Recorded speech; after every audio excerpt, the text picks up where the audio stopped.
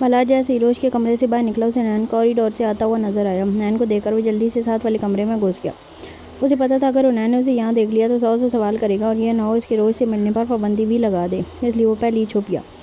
ملاج وہاں سے نکل کر کسی ضروری کام سے چلا گیا اور کومل بیگم کو بتا کر گیا وہ شام تک آ جائے گا۔ کومل بیگم اس کے طور طریقے بس دیکھتی رہیں، بولی کچھ بھی نہیں۔ وہ اپنے کام سے فارغ ہو کے فارم ہاؤس پہنچا اور اپنے بندے سے پوچھا تمہیں وہ ملا؟ ملاج کا آدمی بولا وہ نہیں ملا، ابھی اسے ڈھونڈا جا رہا ہے، جب ہی ملا تو یہاں 20 منٹ میں لے آئیں گے، جس پر ملاج نے انکارا بھرا۔ اور یہ جو باقی 2 ہیں ان کا کیا ہوا؟ سارے ان کی حالت کافی خراب ہے۔ آدمی نے جواب دیا تم کیا کہتے ہو، ان کی اتنی سزا کافی ہے؟ جس پر اس بندے نے اس کی طرف دیکھا، سر میں کیا کہہ سکتا ہوں، آپ کی مرضی، ہاں چلو ٹھیک ہے ان کا بھی کچھ کرتے ہیں، پہلے وہ تو مل جائے۔ ملاج وہاں سے باہر نکلا اور ایک نمبر پر کال ملائی۔ ہاں کیزل کہاں ہو؟ کیزل نے اسے بتایا وہ روش کی طرف جا رہی ہے، جس کا سن کر پتہ نہیں کیوں پر ملاج کو اچھا نہ لگا۔ تم وہاں کیوں جا رہی ہو؟ ملاج نے پوچھا۔ بس مجھے اس سے ملنا تھا کیونکہ انکل نے بولا ہے وہ میری بہن ہے، میں جب چاہے اس سے مل سکتی ہوں، کیزل نے اسے بتایا۔ اچھا، ملاج نے اچھا کہہ کر کال کاٹ دی۔ پھر دوبارہ سے کیزل نے کال کی۔ ہاں ملاج تم نے کس کام کے لیے فون کیا تھا وہ تو تم نے پوچھا ہی نہیں، کیزل نے پوچھا۔ ہاں میں تم سے ملنا چاہ رہا تھا۔ اوہو، سرکار کو میری یاد کیسے آ گئی؟ 3-4 ماہ میں تو کوئی یاد نہیں آئی۔ ہاں بس آ گئی، تم سے کوئی ضروری بات کرنی ہے، اس لیے ملنا چاہتا ہوں، شام کے ٹائم مل لیتے ہیں۔ ملاج سیدھے مدعے کی بات پر آیا۔ ہاں کیوں نہیں، چلو ٹھیک ہے، ملاج نے یہ کہا اور کال کاٹ دی۔ اسے اب کیزل کا چیپٹر بھی کلوز کرنا تھا۔ پھر وہ ہیڈ کوارٹر گیا جہاں پر بہت ضروری میٹنگ تھی۔ وہ میٹنگ اٹینڈ کر کے نکلا تو مہتاب صاحب اسے وہیں پہ ملے اور اسے مخاطب کیا۔ ملاج مجھے تم سے ضروری بات کرنی ہے۔ جی، ملاج نے فرما برداری سے کہا۔ کیا پتہ؟ کسی کا پتہ کروانا ہے۔ کیا تم اس میں میری مدد کر سکتے ہو؟ مہتاب صاحب نے کہا۔ جی انکل کیوں نہیں، کس کا پتہ کروانا ہے؟ بس کچھ ہے، میرے دوست جو کافی عرصے پہلے بچھڑ گئے تھے، مجھے ان کی بہت یاد آ رہی ہے، پتہ کروانا چاہتا ہوں ان کا بہت زندگی اکیلے گزار لی، اب تھوڑے دوستوں کے ساتھ مل کر بیٹھ کر زندگی کو تھوڑا انجوائے کروں گا، اب سوچ رہا ہوں ریٹائرمنٹ لے لوں۔ جس پر اس نے کہا سر ابھی تو آپ کے ریٹائرمنٹ میں 2 سال ہیں۔ ہاں بیٹا 2 سال ہیں، اس لیے تو سوچ رہا ہوں کہ اپنے دوستوں یاروں سے ملاقات کروں تاکہ ریٹائرمنٹ کے بعد میں بور نہ ہوتا رہوں اور میں اپنے دوستوں یاروں کے ساتھ ٹائم گزار سکوں۔ مہتاب صاحب نے کہا جی بالکل ضرور، میں آپ کی مدد ضرور کروں گا، جس پر انہوں نے سر لایا۔ میں تمہیں ان کی ڈیٹیل بعد میں دیتا ہوں۔ ملاج نے بھی کوئی اعتراض نہ کیا اور وہ وہاں سے نکل آیا۔ ملاج کو میٹنگ میں تقریباً 2 گھنٹے لگ گئے تھے۔ اسے پھر کیزل کو کال کی، وہ کہاں ہے؟ جس پر کیزل نے بتایا وہ روش کے گھر ہے۔ ملاج کو پتہ نہیں کیوں ایسا لگا جیسے کوئی اور بھی ہے کیزل کے ساتھ۔ تمہارے ساتھ کون گیا ہے اس کے گھر؟ ملاج نے پوچھا۔ میں اور ہادی، ہم دونوں شام کو ہی گھر جانے کا ملاج جس کا ارادہ شام کو گھر جانے کا تھا وہ پہلے ہی نکل گیا۔ وہاں پہنچ کر اس نے دیکھا کہ روش میڈم اپنے جھولے پر بیٹھی ہوئی ہیں اور ہادی صاحب اس کے ساتھ بیٹھے باتوں پر مصروف ہیں۔ روش ایسا ہنس کر اس سے باتیں کر رہی ہے، یہ دیکھ کر ملاج کو سکھ مارے برا حال ہوا۔ ملاج تیش کے عالم میں ان تک پہنچا اور ایک جھٹکے سے روش کا بازو پکڑ کر جھولے سے اٹھا دیا۔ ہادی کی طرف پریشانی سے دیکھنے لگی۔ اسے کیا ہوا ہے؟ ملاج نے روش کو بازو سے پکڑ کر کھڑا کیا اور اپنے سامنے کیا۔ اب یہاں کیا کر رہی ہیں؟ میں نے آپ کو منع کیا تھا نا کہ باہر نہیں نکلیں گی۔ اس پر روش نے اسے دیکھنے لگی کہ اس نے اسے کب منع کیا تھا کہ باہر نہیں نکلا، اس کی کیا غلطی، وہ تو پہلے سے یہاں بیٹھی ہوئی تھی۔ ہادی اسے اکیلا دیکھ کر آیا تھا، اس نے تھوڑا اسے بلایا تھا۔ جب روش کی آنکھوں میں موٹے موٹے آنسو دیکھ کر ملاج نے اپنے غصے کو پیا اور اسے کہا شام ہونے والی ہے، اس وقت یہاں بیٹھنا اچھا نہیں ہوتا، سائے آتے ہیں۔ تو روش اور سائے کا نام سن کر وہ مرنے والی ہو گئی اور پھر بولی سائے آتے ہیں؟ ملاج نے سوچا ہاں، جن نہیں، میں تو کسی جن کا سایہ بھی نہ پڑنے دوں تم پر۔ یہ ہادی کیا چیز ہے؟ چڑیلیں ہوتی ہیں اس وقت یہاں، وہ خوبصورت لڑکیوں سے چمٹ جاتی ہیں ان کی خوبصورتی سے جل کر، ملاج نے اسے کہا، جس پر روش اس کے سینے کے ساتھ لگی۔ ہادی کو اس کی معصومیت پر ترس آیا، وہ کیسے اسے پاگل بنا رہا ہے۔ ہادی نے کہا ایسی کوئی بات نہیں روش، یہ آپ کو ویسے ڈرا رہے ہیں، آپ یہاں بیٹھیں۔ ملاج نے کہا نظریں اس پر ڈالی، آپ سے میں بعد میں بات کرتا ہوں، چلیں روش اندر چلیں۔ ملاج روش کو لے کر اندر چلا گیا۔ کیزل جو روئی کے ساتھ بیٹھی باتیں کر رہی تھی، وہ روئی اور روش میں فرق جان گئی تھی۔ روش بہت معصوم تھی، روئی ایکٹیو سی تھی۔ ملاج روش کو پکڑ کر اندر لایا اور اسے کومل بیگم کے ساتھ بٹھایا۔ پھوپھو آپ اسے اپنے پاس بٹھائیں، اس ٹائم گھر سے باہر نہ نکلے۔ اور کیزل مجھے تم سے ضروری بات کرنی ہے، ملاج نے کہا اور تیز قدموں سے کیزل تک پہنچا، اس کے بازو سے پکڑ کر اٹھایا اور اسے ساتھ لیتا ہوا باہر نکل گیا۔ سب حیران نظروں سے اسے دیکھنے لگے۔ روش نے دور تک ملاج کی پشت کو دیکھا، اگر ملاج پلٹ کر دیکھ لیتا تو اس کی جان کیسے اسے دیکھ رہی تھی وہ کبھی بھی نہ جاتا۔ روش کی آنکھوں میں آنسو آنے شروع ہو گئے۔ وہ صبح اس کو کہہ رہا تھا اس کا کیزل سے کچھ لینا دینا نہیں ہے، وہ اسے اپنی بیوی مانتا، اس کے ساتھ ہی رہے گا، تو اب یہ کیا تھا؟ روش تھوڑی دیر وہاں رہی، جب اپنی آنسو قابو میں نہ رہے تو تیز قدموں سے چلتی ہوئی سیڑھیوں اور اوپر چڑھ گئی۔ روہی جو کب سے اس کی ایکسپریشن نوٹ کر رہی تھی وہ ابھی روہی کے پیچھے ہی اوپر آئی اور روہی جو کمرے میں آ کر اپنے بابو راجا کو گلے سے لگائے رو رہی تھی، اتنے میں روہی آئی اور روہی کے پیچھے ہی ماہر آیا۔ ماہر نے کہا، روہی گڑیا کیا ہوا، ایسے کیوں رو رہی ہو؟ روہی نے بھالو کو وہاں پھینکا اور بھاگتی ہوئی ماہر کے گلے لگی۔ بابو راجا، اس نے جب یہ کہا تو ماہر تڑپ گیا، کیا ہوا میری گڑیا کو، ایسے کیوں رو رہی ہو؟ بابو راجا، وہ مجھے چیٹ کر رہے ہیں۔ روہی نے کہا۔ ماہر کو سمجھ نہ آیا کون چیٹ کر رہا ہے۔ پھر روہی نے سمجھا کہ شاید وہ اپنے بھالو کے بارے میں کسی اور چیز کے بارے میں بات کر رہی ہوگی۔ کوئی آپ کو چیٹ نہیں کر سکتا، ہم اسے مل کر سزا دیں گے۔ پھر روہی بولی، پکا؟ ہاں میری گڑیا جو بات کر رہی ہوگی، کوئی آپ کو چیٹ نہیں کر سکتا، ہم اسے مل کر سزا دیں گے۔ پھر روہی بولی، پکا؟ ہاں میری گڑیا جو آپ کو چیٹ کرے گا ہم اسے سب مل کر اسے سزا دیں گے، وہ آپ کو کبھی چیٹ نہیں کر سکے گا۔ بلاج کیزل کو لے کر وہاں سے نکل گیا۔ ہادی بھی ڈرائیور کے ساتھ گھر آ گیا۔ کیزل کو لے کر بلاج ایک کیفے لے گیا، وہاں پر کافی آرڈر کی۔ کچھ توقف بعد بلاج بولا، میری بات غور سے سنو اور اسے سمجھنے کی کوشش کرنی ہے، اس میں کسی کا کوئی قصور نہیں ہے، یہ بات اپنے ذہن میں بٹھا لو، اس میں روش کی بھی کوئی غلطی نہیں ہے۔ بلاج نے اسے سب کچھ بتانے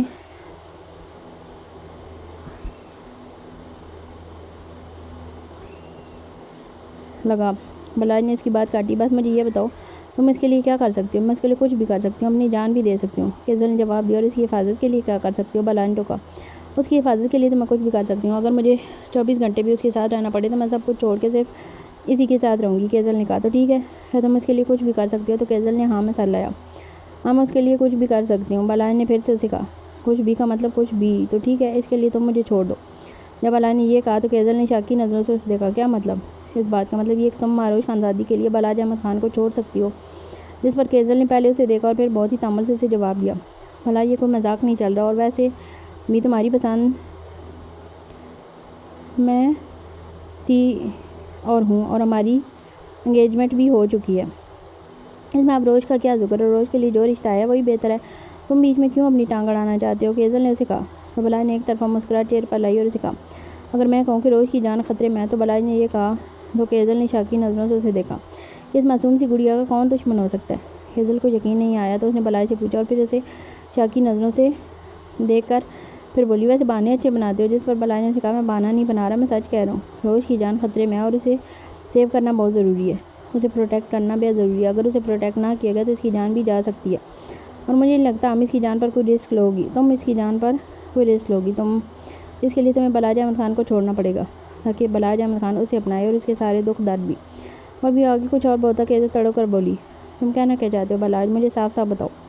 میں صاف صاف بتاؤں، میں یہ تمہیں کہتا ہوں کہ میں تم سے اپنی منگنی ختم کرتا ہوں اور میں روش سے شادی کروں گا، بلاج نے کہا۔ تو کیزل بھڑک گئی، تم ایسے کیسے کر سکتے ہو بلاج؟ تم نے میرے ساتھ کمٹمنٹ کی تھی۔ کمٹمنٹ اپنی جگہ، لیکن اب بلاج نے اپنا فیصلہ بدل لیا، اور تمہیں پتہ ہے کہ بلاج احمد خان جو فیصلہ لے لے سے وہ پیچھے نہیں ہٹتا۔ بلاج تم اپنے وعدے سے مکر رہے ہو، تم نے مجھ سے وعدہ کیا تھا تم مجھ سے شادی کرو گے۔ کیزل کو یقین نہیں آیا وہ اتنی جلدی سے اپنا پیچھا چھڑوا لے گا، ابھی تو 4 ماہ بھی نہیں ہوئے ان کی منگنی کو۔ اور بلاج نے آنکھیں ماتھے پر رکھ لیں۔ بلاج نے اس کی طرف دیکھا اور کہا، کیزل تم بہت اچھی لڑکی ہو، تمہیں مجھ سے بھی کہیں زیادہ اچھا ڈیزرونگ ہسبینڈ ملے گا، لیکن میں تمہارے قابل نہیں ہوں۔ دوسری بات یہ، اگر میں تمہیں کہوں کہ میں روش کو پسند کرتا ہوں تو جس پر کیزل نے کہکا لگایا، ہاں مجھے پہلے ہی شک پڑ گیا تھا جو تم حرکتیں کرتے پھر رہے ہو،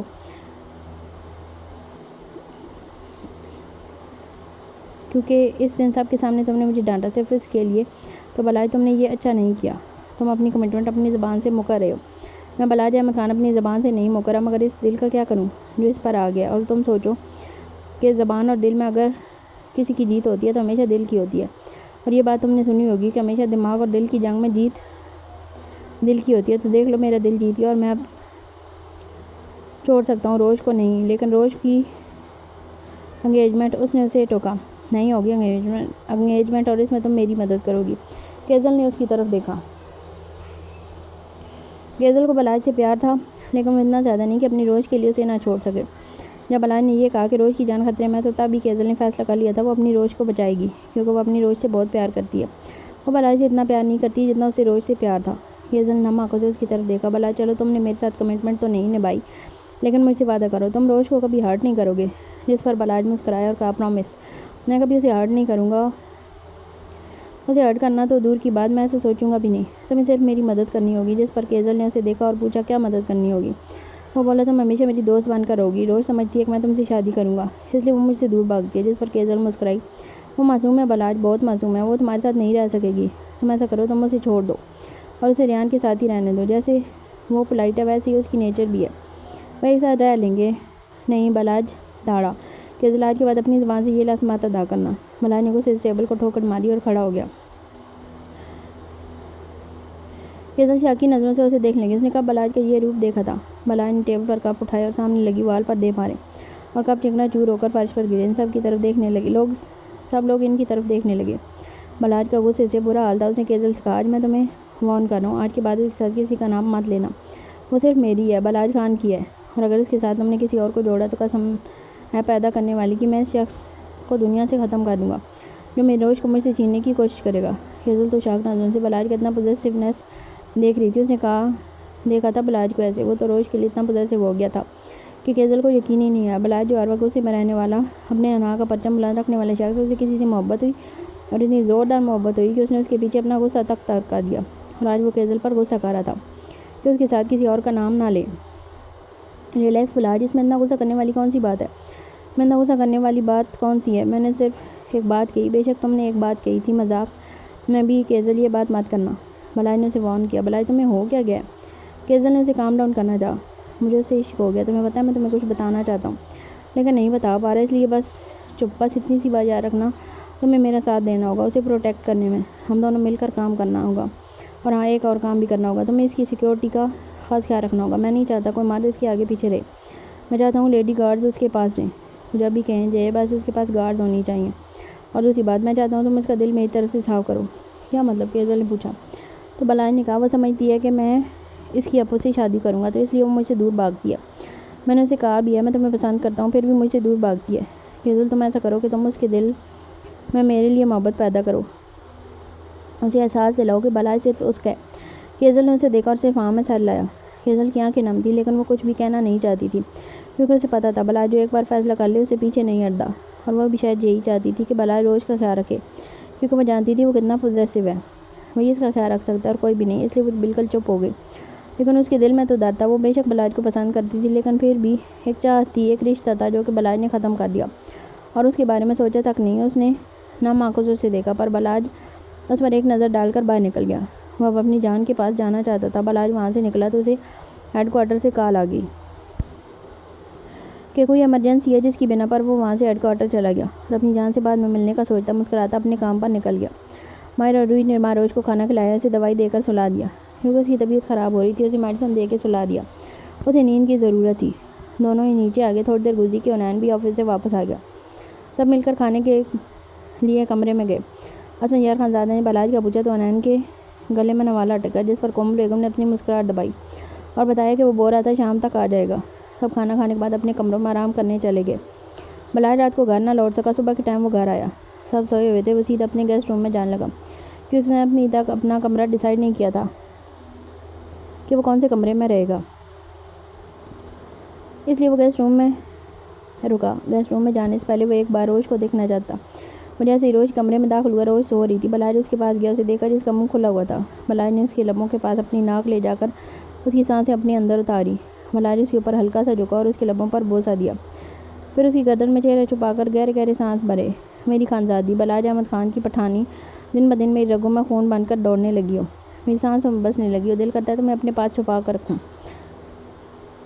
جان کا اسیر ہو گیا ہوں، جان کا اب یہ دوریاں ختم ہوں گی اور آپ میرے پاس ہوں گی، پھر میں اپنے ہر پل میں اپنی جان کو محسوس کروں گا، اتنے جلدی کچھ کرنا پڑے گا، بلاج نے کہا اور مسکرایا، پھر اس کا کمفرٹر اس پر ٹھیک کیا اور باہر نکل گیا۔ بلاج کو کیا پتا تھا کہ اس کی پٹھانی اس سے بدگمان ہو چکی ہے، وہ اسے چیٹر سمجھ رہی ہے۔ چلا گیا۔ صبح ناشتہ کرنے سب کمرے میں جمع ہوئے، بلاج بھی وہیں آ گیا اور بولے نیچے ڈائننگ ہال چلتے ہیں۔ کومل بیگم نے کہا نہیں، ابھی یہیں پر سب سیٹ کروا لیے، رہنے دو۔ بلاج نے ملازمہ کو آواز لگائی اور اسے کھانا ڈائننگ ہال میں لگانے کا کہا۔ بلاج اسفندیار کو اٹھا کر نیچے لے گیا۔ سب آدمی بیٹھے کھانا کھا رہے تھے اور بلاج اسفندیار سے باتیں کرنے لگا۔ بلاج سے اس کی ٹریننگ اور پھر اس کے مشنز کے بارے میں پوچھنے لگے تو بلاج بھی مثالیں لگا کر اپنے قصے انہیں سنانے لگا۔ عنان کو رہ کر اس پر غصہ آ رہا تھا لیکن وہ کچھ نہیں کر سکتا تھا۔ کومل بیگم نے روح سے پوچھا، روئی بیٹا روش ابھی تک نہیں جاگی؟ جی ماما، رات کو اس کو میڈیسن دی تھی تو شاید اس کا اثر ابھی ختم نہیں ہوا۔ میڈیسن؟ بلاج کے کان کھڑے ہوئے، کون سی میڈیسن اسے دی تھی؟ بلاج ایک دم کرسی سے اٹھا اور غصے سے بولا، روحی نے ڈرتے ڈرتے بولا، پتہ نہیں وہ پینک ہو رہی تھی، بار بار ایک ہی بات کر رہی تھی، وہ مجھے چیٹ کر رہا ہے، وہ مجھے چیٹ کر رہا ہے۔ تو میں نے پھر اسے اس کی میڈیسن دے دی۔ عُنین نے حیرانگی سے اسے دیکھا۔ آپ میں سے کسی نے مجھے بتایا ہی نہیں کہ اسے اٹیک ہوا تھا۔ یہ کیسے ہوا؟ اسے تو اٹیک آنا بند ہو گئے تھے۔ اب یہ ایسا کیوں ہو رہا ہے؟ عُنین بھی غصے سے دوڑا۔ کومل بیگم بیچ بولی، پتہ نہیں، بچوں نے مجھے نہیں بتایا۔ مائیں روحی، آپ کو ہمیں بتانا چاہیے تھا، پھر اسے میڈیسن دینی چاہیے تھی۔ یہ میڈیسن اس کے لیے ٹھیک نہیں ہے۔ جب کبھی اس کی زیادہ طبیعت خراب ہو تب کے لیے ہے وہ میڈیسن۔ ابھی تو وہ پورا دن سوئی رہے گی۔ آپ کو ایسے نہیں کرنا چاہیے تھا۔ بچے اگر وہ پینک ہو تو کوشش کریں اس کا دھیان اس چیز سے کچھ ہٹا دیں، جس سے اور کچھ ایسی چیز دیں جس سے وہ خوش ہو جائے، وہ ٹھیک ہو جاتی ہے۔ بچہ، آپ کو ایسے نہیں کرنا چاہیے تھا، کومل بیگم نے بھی کہا۔ تو اسفندیار خانزادہ نے کندھے پر ہاتھ رکھا۔ آرام سے بیگم، بچوں کو پتہ نہیں تھا، جو ہونا تھا اب ہو گیا، آگے یہ دھیان رکھیں گے۔ آپ کو نہیں پتہ اس کی بہت زیادہ طبیعت خراب ہو جائے۔ بلاج تیز قدموں سے دوڑ کر اوپر گیا اور اسے روش کو دیکھنا تھا۔ اس نے روش کے کمرے میں جا کر دیکھا، وہ ابھی تک سو رہی تھی۔ پیچھے سب بلاج کی پھرتیاں دیکھ رہے تھے۔ عُنین بھی اٹھا اور اوپر گیا۔ بلاج نے جا کر اسے چیک کیا۔ جس کی نبض تو چل رہی تھی لیکن وہ سوئی ہوئی تھی۔ بلاج نے اسے شولڈرز پکڑ کر اٹھایا اور اپنے سینے سے لگایا۔ میری جان، سب میری وجہ سے ہوا ہے۔ مجھے ایسے نہیں جانا چاہیے تھا۔ شاید آپ نے مجھے کیزل کے ساتھ دیکھ لیا اور آپ کا یہ حال ہوا۔ سوری میری جان، آج کے بعد میں نہیں جاؤں گا، کسی کے ساتھ بھی نہیں۔ بلاج نے اس کے ماتھے پر پیار کیا۔ اس نے واپس اسے لٹایا۔ اتنے میں عُنین بھی کمرے میں آ گئے اور پیچھے پیچھے کومل بیگم بھی آ گئی۔ بلاج، دور رہو اس سے۔ عُنین نے جب بلاج کو روش کے پاس دیکھا تو غصے سے دانت پیس کر کہا، پر آواز آہستہ تھی۔ اسے ڈر تھا روش جاگ نہ جائے۔ کیوں بھائی، میں کیوں دور رہوں؟ آپ سب مل کر اسے مجھ سے دور کرنا چاہتے ہیں۔ دیکھیں اس کی کیا حالت ہو گئی ہے۔ بلاج کہاں پیچھے رہنے والا تھا، وہ بھی دو بدو بولا، یہ حالت اس کی تمہاری وجہ سے ہوئی ہے، تم نے کچھ کہا ہوگا، تم نے ڈانٹا ہوگا۔ عُنین نے کہا، نہیں بھائی، قسم لے لے، میں نے اسے کچھ نہیں کہا۔ بلاج نے یقین دلانا چاہا، جس پر عُنین نے غصیلی نظر اس پر ڈالی اور روش کے پاس آیا۔ اس کے ماتھے پر لب رکھے، میری گڑیا، میری بچی، جلدی سے ٹھیک ہو جاؤ اپنے نین کے لیے، آپ کا نین آپ کو کہیں دور لے جائے گا، ان سب سے دور، عُنین نے کہا۔ اور بلاج نے غصے سے ہاتھ کی مٹھی بنائی۔ دل میں سوچا، دور تو اب اسے میں لے کر جاؤں گا، آپ سب سے دور، اور دیکھنا میں اسے بالکل ٹھیک کر کے واپس لاؤں گا۔ ایسے میں اسے واپس نہیں لاؤں گا، بس ایک نئے جنون کے ساتھ اسے تب واپس لاؤں گا جب وہ میرے بغیر جینے کا سوچ بھی نہ سکے گی۔ اسے میں اپنی ایسی عادت ڈالوں گا کہ اس کا دل سب کے ساتھ ہونے کے بعد بھی بے سکون رہے گا۔ جیسے ہی یہ آج نین کرتی ہے نا، ویسے ہی بلاج کرے گی۔ اپنا سارا جنون میں اپنی پٹھانی میں منتقل کروں گا، پھر واپس لاؤں گا۔ پھر کومل بیگم نے روش کو پیار کیا اور اس کی آنکھیں نم تھیں۔ بلاج اور عُنین، تم دونوں باہر چلو، روش کو سونے دو، شور نہ کرو، ورنہ اگر وہ اٹھ گئی تو زیادہ شور کرے گی۔ آرام سے اسے سونے دو، جب اس کی نیند پوری ہو جائے گی وہ جاگ جائے گی۔ چلو تم لوگ نیچے۔ کومل بیگم کہنے پر وہ دونوں کمرے سے باہر نکل گئے۔ بلاج اپنے کسی کام سے نکل گیا اور عُنین بھی آفس کے لیے نکل گیا، لیکن جانے سے پہلے کومل بیگم سے یہ کہنا نہ بھولا کہ جب بھی روش کو ہوش آئے تو وہ اسے کال کر دیں۔ اس پر کومل بیگم نے کہا، تم آرام سے اپنا کام کرو، پریشان نہ ہو، میں کال کر دوں گی۔ ان کے جانے کے بعد رحمان ملک آئے تو روحی ان سے ملی۔ بابا آپ کیسے ہیں؟ بابا گڑیا، میں ٹھیک ہوں۔ بچہ، یہ کیا، آپ کالج نہیں جا رہی؟ انہوں نے کہا، جی بابا، کل سے اسٹارٹ کروں گی، اور ہاں میرا ٹرپ جا رہا ہے، میں نے اس کے ساتھ جانا۔ نہیں بیٹا، آپ نہیں جائیں گی، رحمان صاحب نے منع کیا۔ پلیز بابا، پلیز جانے دیں، اس نے ضد کی۔ روحی، آپ ضد کیوں کرتی ہیں؟ جس پہ اسفندیار مسکرانے لگے، ان کی بیٹی ان کے دوست نے اچھی بلی خراب کر دی ہے، پلیز بابا جانے دینا، اس نے پھر کہا۔ اچھا میرا بچہ، چلی جانا۔ رحمان صاحب کے اتنا جلدی مان جانے پر روحی مسکرائی اور اسفندیار کو تعجب ہوا۔ آپ کے لیے کچھ چیزیں لایا تھا، روش اور مانور کے لیے بھی، تو یہ آپ انہیں دے دینا۔ رحمان صاحب کے گارڈ نے ڈھیر ساری شاپنگ بیگز لائے تو اسفندیار نے کہا کہ ان سب چیزوں کی کیا ضرورت تھی، اتنا کچھ تم کیوں لائے؟ میری بیٹیاں، اگر میں ان کے لیے کچھ نہیں لاؤں گا تو کس کے لیے لاؤں گا؟ ویسے بھی وہ میرا گدھا کہیں گیا ہوا ہے، واپس آئے گا تو ملوانے لاؤں گا تم سے۔ ہاں یار، مجھے بھی بہت شوق ہے تمہارے بیٹے سے ملنے کا، اسفندیار خانزادہ نے کہا۔ ہاں ہاں، کیوں نہیں، ضرور تم سے ملواؤں گا، اسفندیار نے کہا۔ ضرور، کیوں نہیں۔ دو روحی کھڑی کے ساتھ جاؤں؟ بیٹا، آپ کا جانا ضروری ہے؟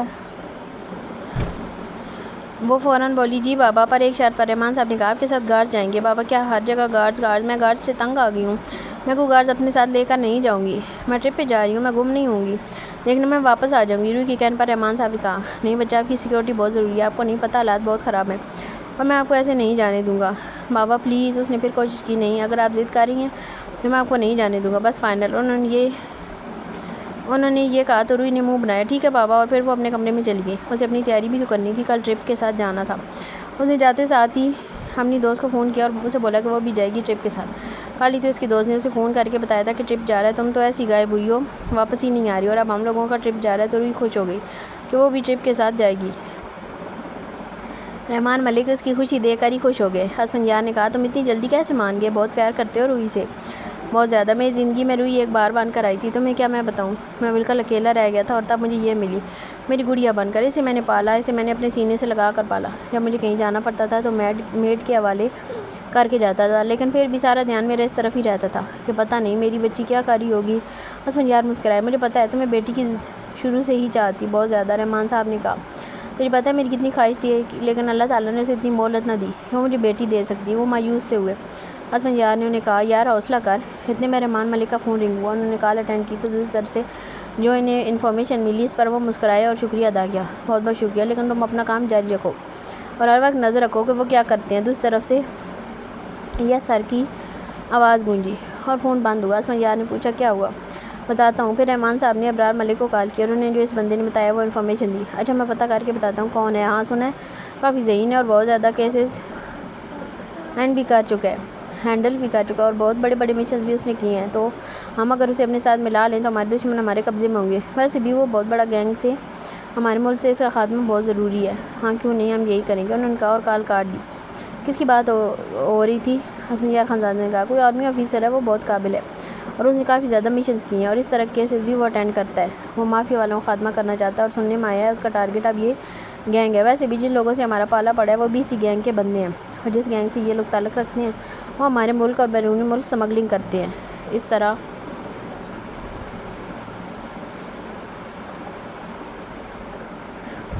طرح کے کاموں وہ ملوث ہیں، ہتھیاروں کی سمگلنگ، وومن ٹریفک اور اس طرح کے بہت زیادہ جرائم وہ کرتے ہیں۔ اگر ہمیں اس کی مدد لیں تو شاید وہ ہماری کچھ مدد کر سکے۔ رحمان صاحب نے انہیں تفصیل بتائی۔ اچھا آفیسر کا نام کیا ہے؟ اسفندیار خانزادہ نے پوچھا۔ اس کا نام تو نہیں پتہ، لیکن اس کے بارے میں اتنی ڈیٹیل ملی ہے کہ اگلا جو مشن ہے اس میں وہ اسی گینگ کے متعلق ہے، تو کیوں نہ ہم بھی اسے اپنی انفارمیشن دیں جو ہمارے پاس ہے، ہم اس کی مدد کر سکیں گے اور ہمارا بھی کام ہو جائے گا۔ ہاں کیوں نہیں، اور تم اس کا نام بھی پتہ کرو۔ اسفندیار خانزادہ نے کہا، ہاں نام کا میں نے ابرار کو بولا ہے، وہ پتہ کروا لے گا۔ رحمان صاحب نے کہا، ویسے کون سی شعبے سے تعلق رکھتا ہے؟ اسفندیار خانزادہ نے پوچھا۔ آرمی میں۔ رحمان صاحب نے انہیں بتایا، آرمی سے اس کا تعلق ہے، اور ہاں سننے میں آیا کافی اسٹرکٹ ہے، آج تک جو بھی مشن اسے دیا جاتا ہے وہ 100% کمپلیٹ ہوتا ہے، اس میں ناکامی کے کوئی چانسز نہیں ہوتے۔ ویسے میرا بھتیجا بھی آرمی میں، اسفندیار خانزادہ نے بتایا۔ کون سا؟ رحمان ملک نے پوچھا۔ وہ جو کل یہاں بیٹھا ہوا تھا۔ اچھا وہ بھی آرمی میں ہے، شاید اسے پتہ ہو، تم نام پتہ کرو، شاید وہ جانتا ہو، اسفندیار خانزادہ نے کہا۔ چلو میں نام پتہ کر کے بتاؤں گا، رحمان صاحب نے کہا، اور پھر وہ اٹھ کر چلے گئے۔ ان کی کوئی ضروری میٹنگ تھی۔ کومل بیگم نے مانور اور روئی کو بلایا اور انہیں بولا کہ ہم آج شاپنگ پر چلیں گے، شادی کو دن کم رہ گئے اور ہماری ابھی تک شاپنگ بھی نہیں ہوئی، جس پر مانور نے کہا، اماں بی کی طرف چلتے ہیں اور وہاں سے سب کے ساتھ چلیں گے۔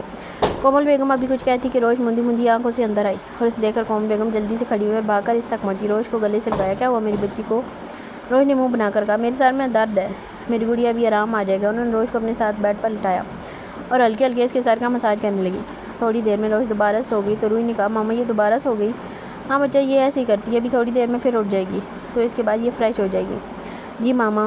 روش تقریباً 2 گھنٹے اور سوئی اور اس کے بعد جب اٹھی تو وہ فریش تھی۔ پھر اسے کھانا کھایا۔ کومل بیگم اسے اپنے ہاتھوں سے کھانا کھلا رہی تھی۔ بلاج گھر میں داخل ہوا۔ اسے اندر آتے دیکھ کر روش نے اپنا منہ موڑا۔ اس کا ایسا منہ موڑنا، یہ ادا بلاج کے دل پر لگی۔ اسے یہی چھوٹی چھوٹی ادائیں ہی تو بلاج کے دل پر وار کرتی تھی۔ وہ مسکرایا۔ اسے اپنی جان کو اب منانا تھا۔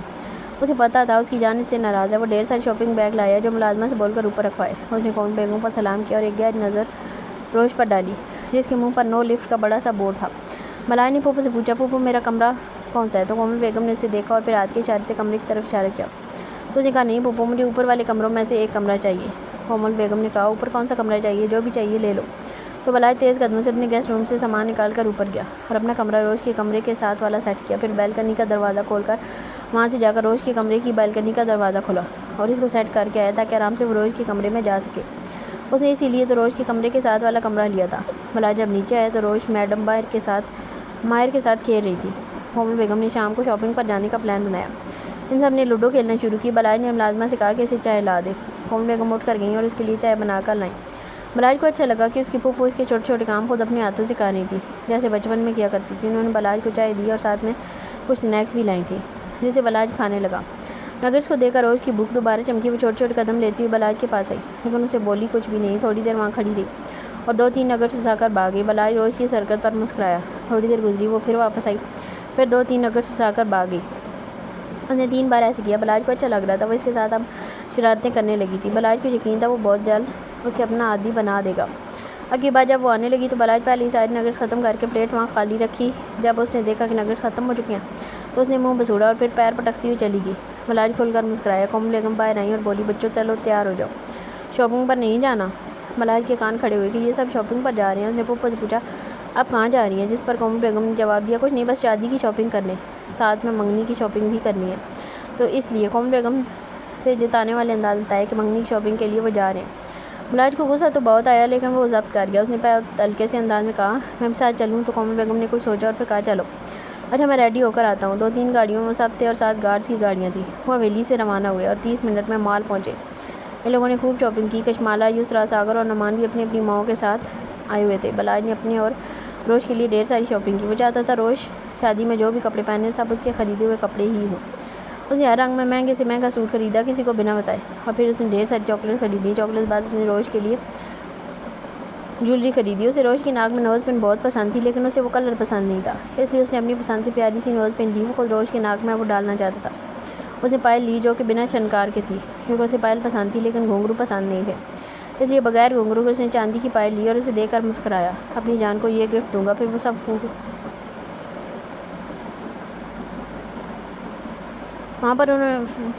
فوڈ کورٹ آ گئے۔ وہاں پر انہوں نے اچھا سا کھانا کھایا اور پھر واپسی کی راہ لی۔ تو مائیں نے علیزہ سے پوچھا لیزی پاپا کو کال کرو، جس پر علیزہ نے اسے گورا کہ ابھی تمہاری بہن سن لے گی، اور پھر سے وہ کہہ کے لگانا شروع کر دے گی۔ مائیں نے زبان دانتوں تلے دبائی۔ اچھا سوری علیزہ، ڈیڈی کی کال آئی تھی؟ جس پہ اس نے بتایا کہ ہاں آئی تھی، انکل سے بات ہوئی ہے، میں نے بھی بات کی تھی۔ یار مجھ سے بات نہیں کروائی، 2-3 دن ہو گئے میری تو بات ہی نہیں ہوئی، مائیں نے کہا۔ وہ یہی شکایت کر رہے تھے کہ تم انہیں کال نہیں کرتے، علیزہ نے اسے کہا۔ اچھا بابا آج میری ان سے بات کروا دینا، ہاں روم میں چلو پھر بات کروں گا، علیزہ نے اسے کہا۔ اچھا بابا آج میری بات کروا دینا، ہاں روم میں چلو پھر بات کرواؤں گی، مائیں نے کہا۔ سب کیوں کہ کھانا باہر ہی کھا کے آئے تھے، صرف اس وقت اسفندیار اور حنین ہی تھے جنہوں نے گھر کھانا کھایا تھا، اور سب اپنے کمروں میں سونے کے لیے چلے گئے۔ بلاج انتظار میں تھا کب سب سوئیں اور جا کے اپنی جان کو دیکھے، لیکن آج تو روش میڈم کا ارادہ تھا وہ روحی کے ساتھ سوئے، لیکن روحی مانور سے ساتھ سونے کے لیے چلی گئی۔ جب سے حنین رات اس کے کمرے میں رک کر گیا تھا وہ تب سے ڈری ہوئی تھی اور وہ روحی کو اپنے ساتھ روم شیئر کر رہی تھی۔ روحی نے بھی کوئی اعتراض نہ کیا، اسے بس اپنی بہنوں کے ساتھ رہنا تھا چاہے اس کے ساتھ بھی کیوں نہ رہنا پڑے۔ روحی نے روش کو سلایا گئی اور بلاج اسی انتظار میں تھا۔ وہ جیسے ہی نکلی بلاج بالکنی کے دروازے سے اندر آیا اور دروازہ لاک کیا، پھر اس نے مین دروازہ بھی بند کر کے اندر سے کنڈی لگائی۔ بلاج جا کر اپنی جان کے ساتھ بیڈ پر دراز ہوا، ایک سائڈ لیٹ کر اس نے روش کا چہرہ اپنی طرف کیا اور اپنے سینے پر اس کا سر رکھا۔ وہ اس کا سر سہلانے لگا۔ روش جو ابھی سوئی تھی اسے ایسے آرام سے سر سہلاتے ہوئے محسوس کر کے اس نے کہا بابو راجا نہ کرو مجھے نیند آئی ہے۔ روش نے یہ کہا تو بلاج مسکرایا، میری جان آپ کا بابو راجا نہیں آپ کے دل کا راجا ہوں۔ بلاج کی آواز پر خود کو بلاج کے اظہار میں دیکھ کر اس نے اسے دیکھا۔ پیچھے ہو جائیں، اب یہاں کیا ڈھونڈنے آئے ہیں؟ آپ نے مجھے چیٹ کیا۔ وہ رونے لگی تو بلاج نے کہا جان عزیز روتے نہیں، آپ کی آنکھ میں ایک آنسو بھی مجھے گوارا نہیں، رونا نہیں، میں آپ کو بتاتا ہوں میں کہاں گیا تھا۔ بلاج نے بے بسی کہا نہیں آپ جائیں آپ گندے ہیں۔ وہ روتے ہوئے بولی آپ ان کے ساتھ چلے گئے تھے، ہم نے مجھے دیکھا بھی نہیں۔ اس نے روتے ہوئے شکوہ کیا میری جان میں تو آپ کے پاس ہوں، ایسا کچھ بھی نہیں ہے، میں بس اسے بتانے گیا تھا کہ میں اپنی جان کو اس کا نہیں، وہ اس لیے وہ پیچھے ہو جائے تو دیکھیں وہ پیچھے ہوگی، وہ ہمارے درمیان نہیں آئے گی۔ بلاج کے دل پر اس کے آنسو گر رہے تھے۔ آپ جھوٹ بول رہے ہیں، وہ روتے ہوئے ہچکیوں کے درمیان بولی۔ پکا پرامس میں جھوٹ نہیں بول رہا، اب جب آپ کی اپو آئے گی آپ اس سے پوچھ لینا۔ روش نے آنکھیں چھوٹی کر کے اسے دیکھا اور اس کی ایسی آنکھیں چھوٹی کرنے پر ہی بلاج فدا ہوا۔ اس نے روش کو پکڑا اپنے سینے سے کھایا، پھر اس کا چہرہ ہاتھوں کے پیالوں میں بھر کر اس کی آنکھوں پر باری باری اپنے لب رکھے، اس کے آنسوں کو اپنے لبوں سے چنا۔ میری خانزادی یہ آنسو بہت قیمتی ہیں، انہیں ایسے نہ بہایا کرو، ورنہ ان آنسوں کی وجہ سے بننے والی ہر چیز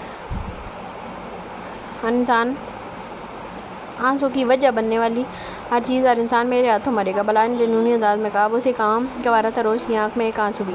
جان ایسی حرکتیں نہ کیا کرو، آپ سے میرا عشق دن بدن بڑھتا جائے گا اور جنون دیوانگی کو چھو جائے، نہ کیا کریں ایسے۔ پھر اس نے لب اس کے گالوں پر رکھے۔ روش نے کہا جائیں آپ یہاں سے، کوئی آ جائے گا؟ نہیں میری جان کوئی نہیں آتا، میں پورا بندوبست کر کے آئی ہوں، میں آپ کے لیے کچھ لایا تھا۔ روش نے ناسمجھی سے اس کی طرف دیکھا۔ نہیں آپ نے مجھے چیٹ کیا۔ اسے پھر یاد آیا نہیں میری جان میں نے چیٹ نہیں کیا، میں پرامس کرتا ہوں، دیکھیں گاڈ پرامس۔ بلاج نے اپنی گردن کو انگلی اور انگوٹھے سے پکڑا۔ روش نے اس کی طرف دیکھا اور انگلی اٹھا کر کہا پکا والا پرامس؟ ہاں پکا والا پرامس، میں نے بھی کچھ نہیں کیا میری پٹھانی، اب آپ انہیں بازوؤں سے پکڑ کر لے کر گئے تھے۔ روش پھر بولی ہاں وہ میں بات کرنا چاہتا تھا، بتانا چاہتا تھا میری جان اب آپ ہیں تو وہ مجھ سے دور ہیں۔ بلاج کو سمجھ نہ آیا وہ اسے کیسے سمجھائے، وہ ایسی تھی کوئی بات وہ بولتی نہیں تھی۔ روش نے اسے دیکھا اور کہا آپ وہ والا یونیفارم کیوں نہیں پہنتے؟ بلاج نے اس کی طرف نہ سمجھی سے دیکھا۔ کون سا والا یونیفارم؟ وہ جس میں آپ پیارے لگتے ہیں، اس نے یہ کہا اور شرمانے لگی۔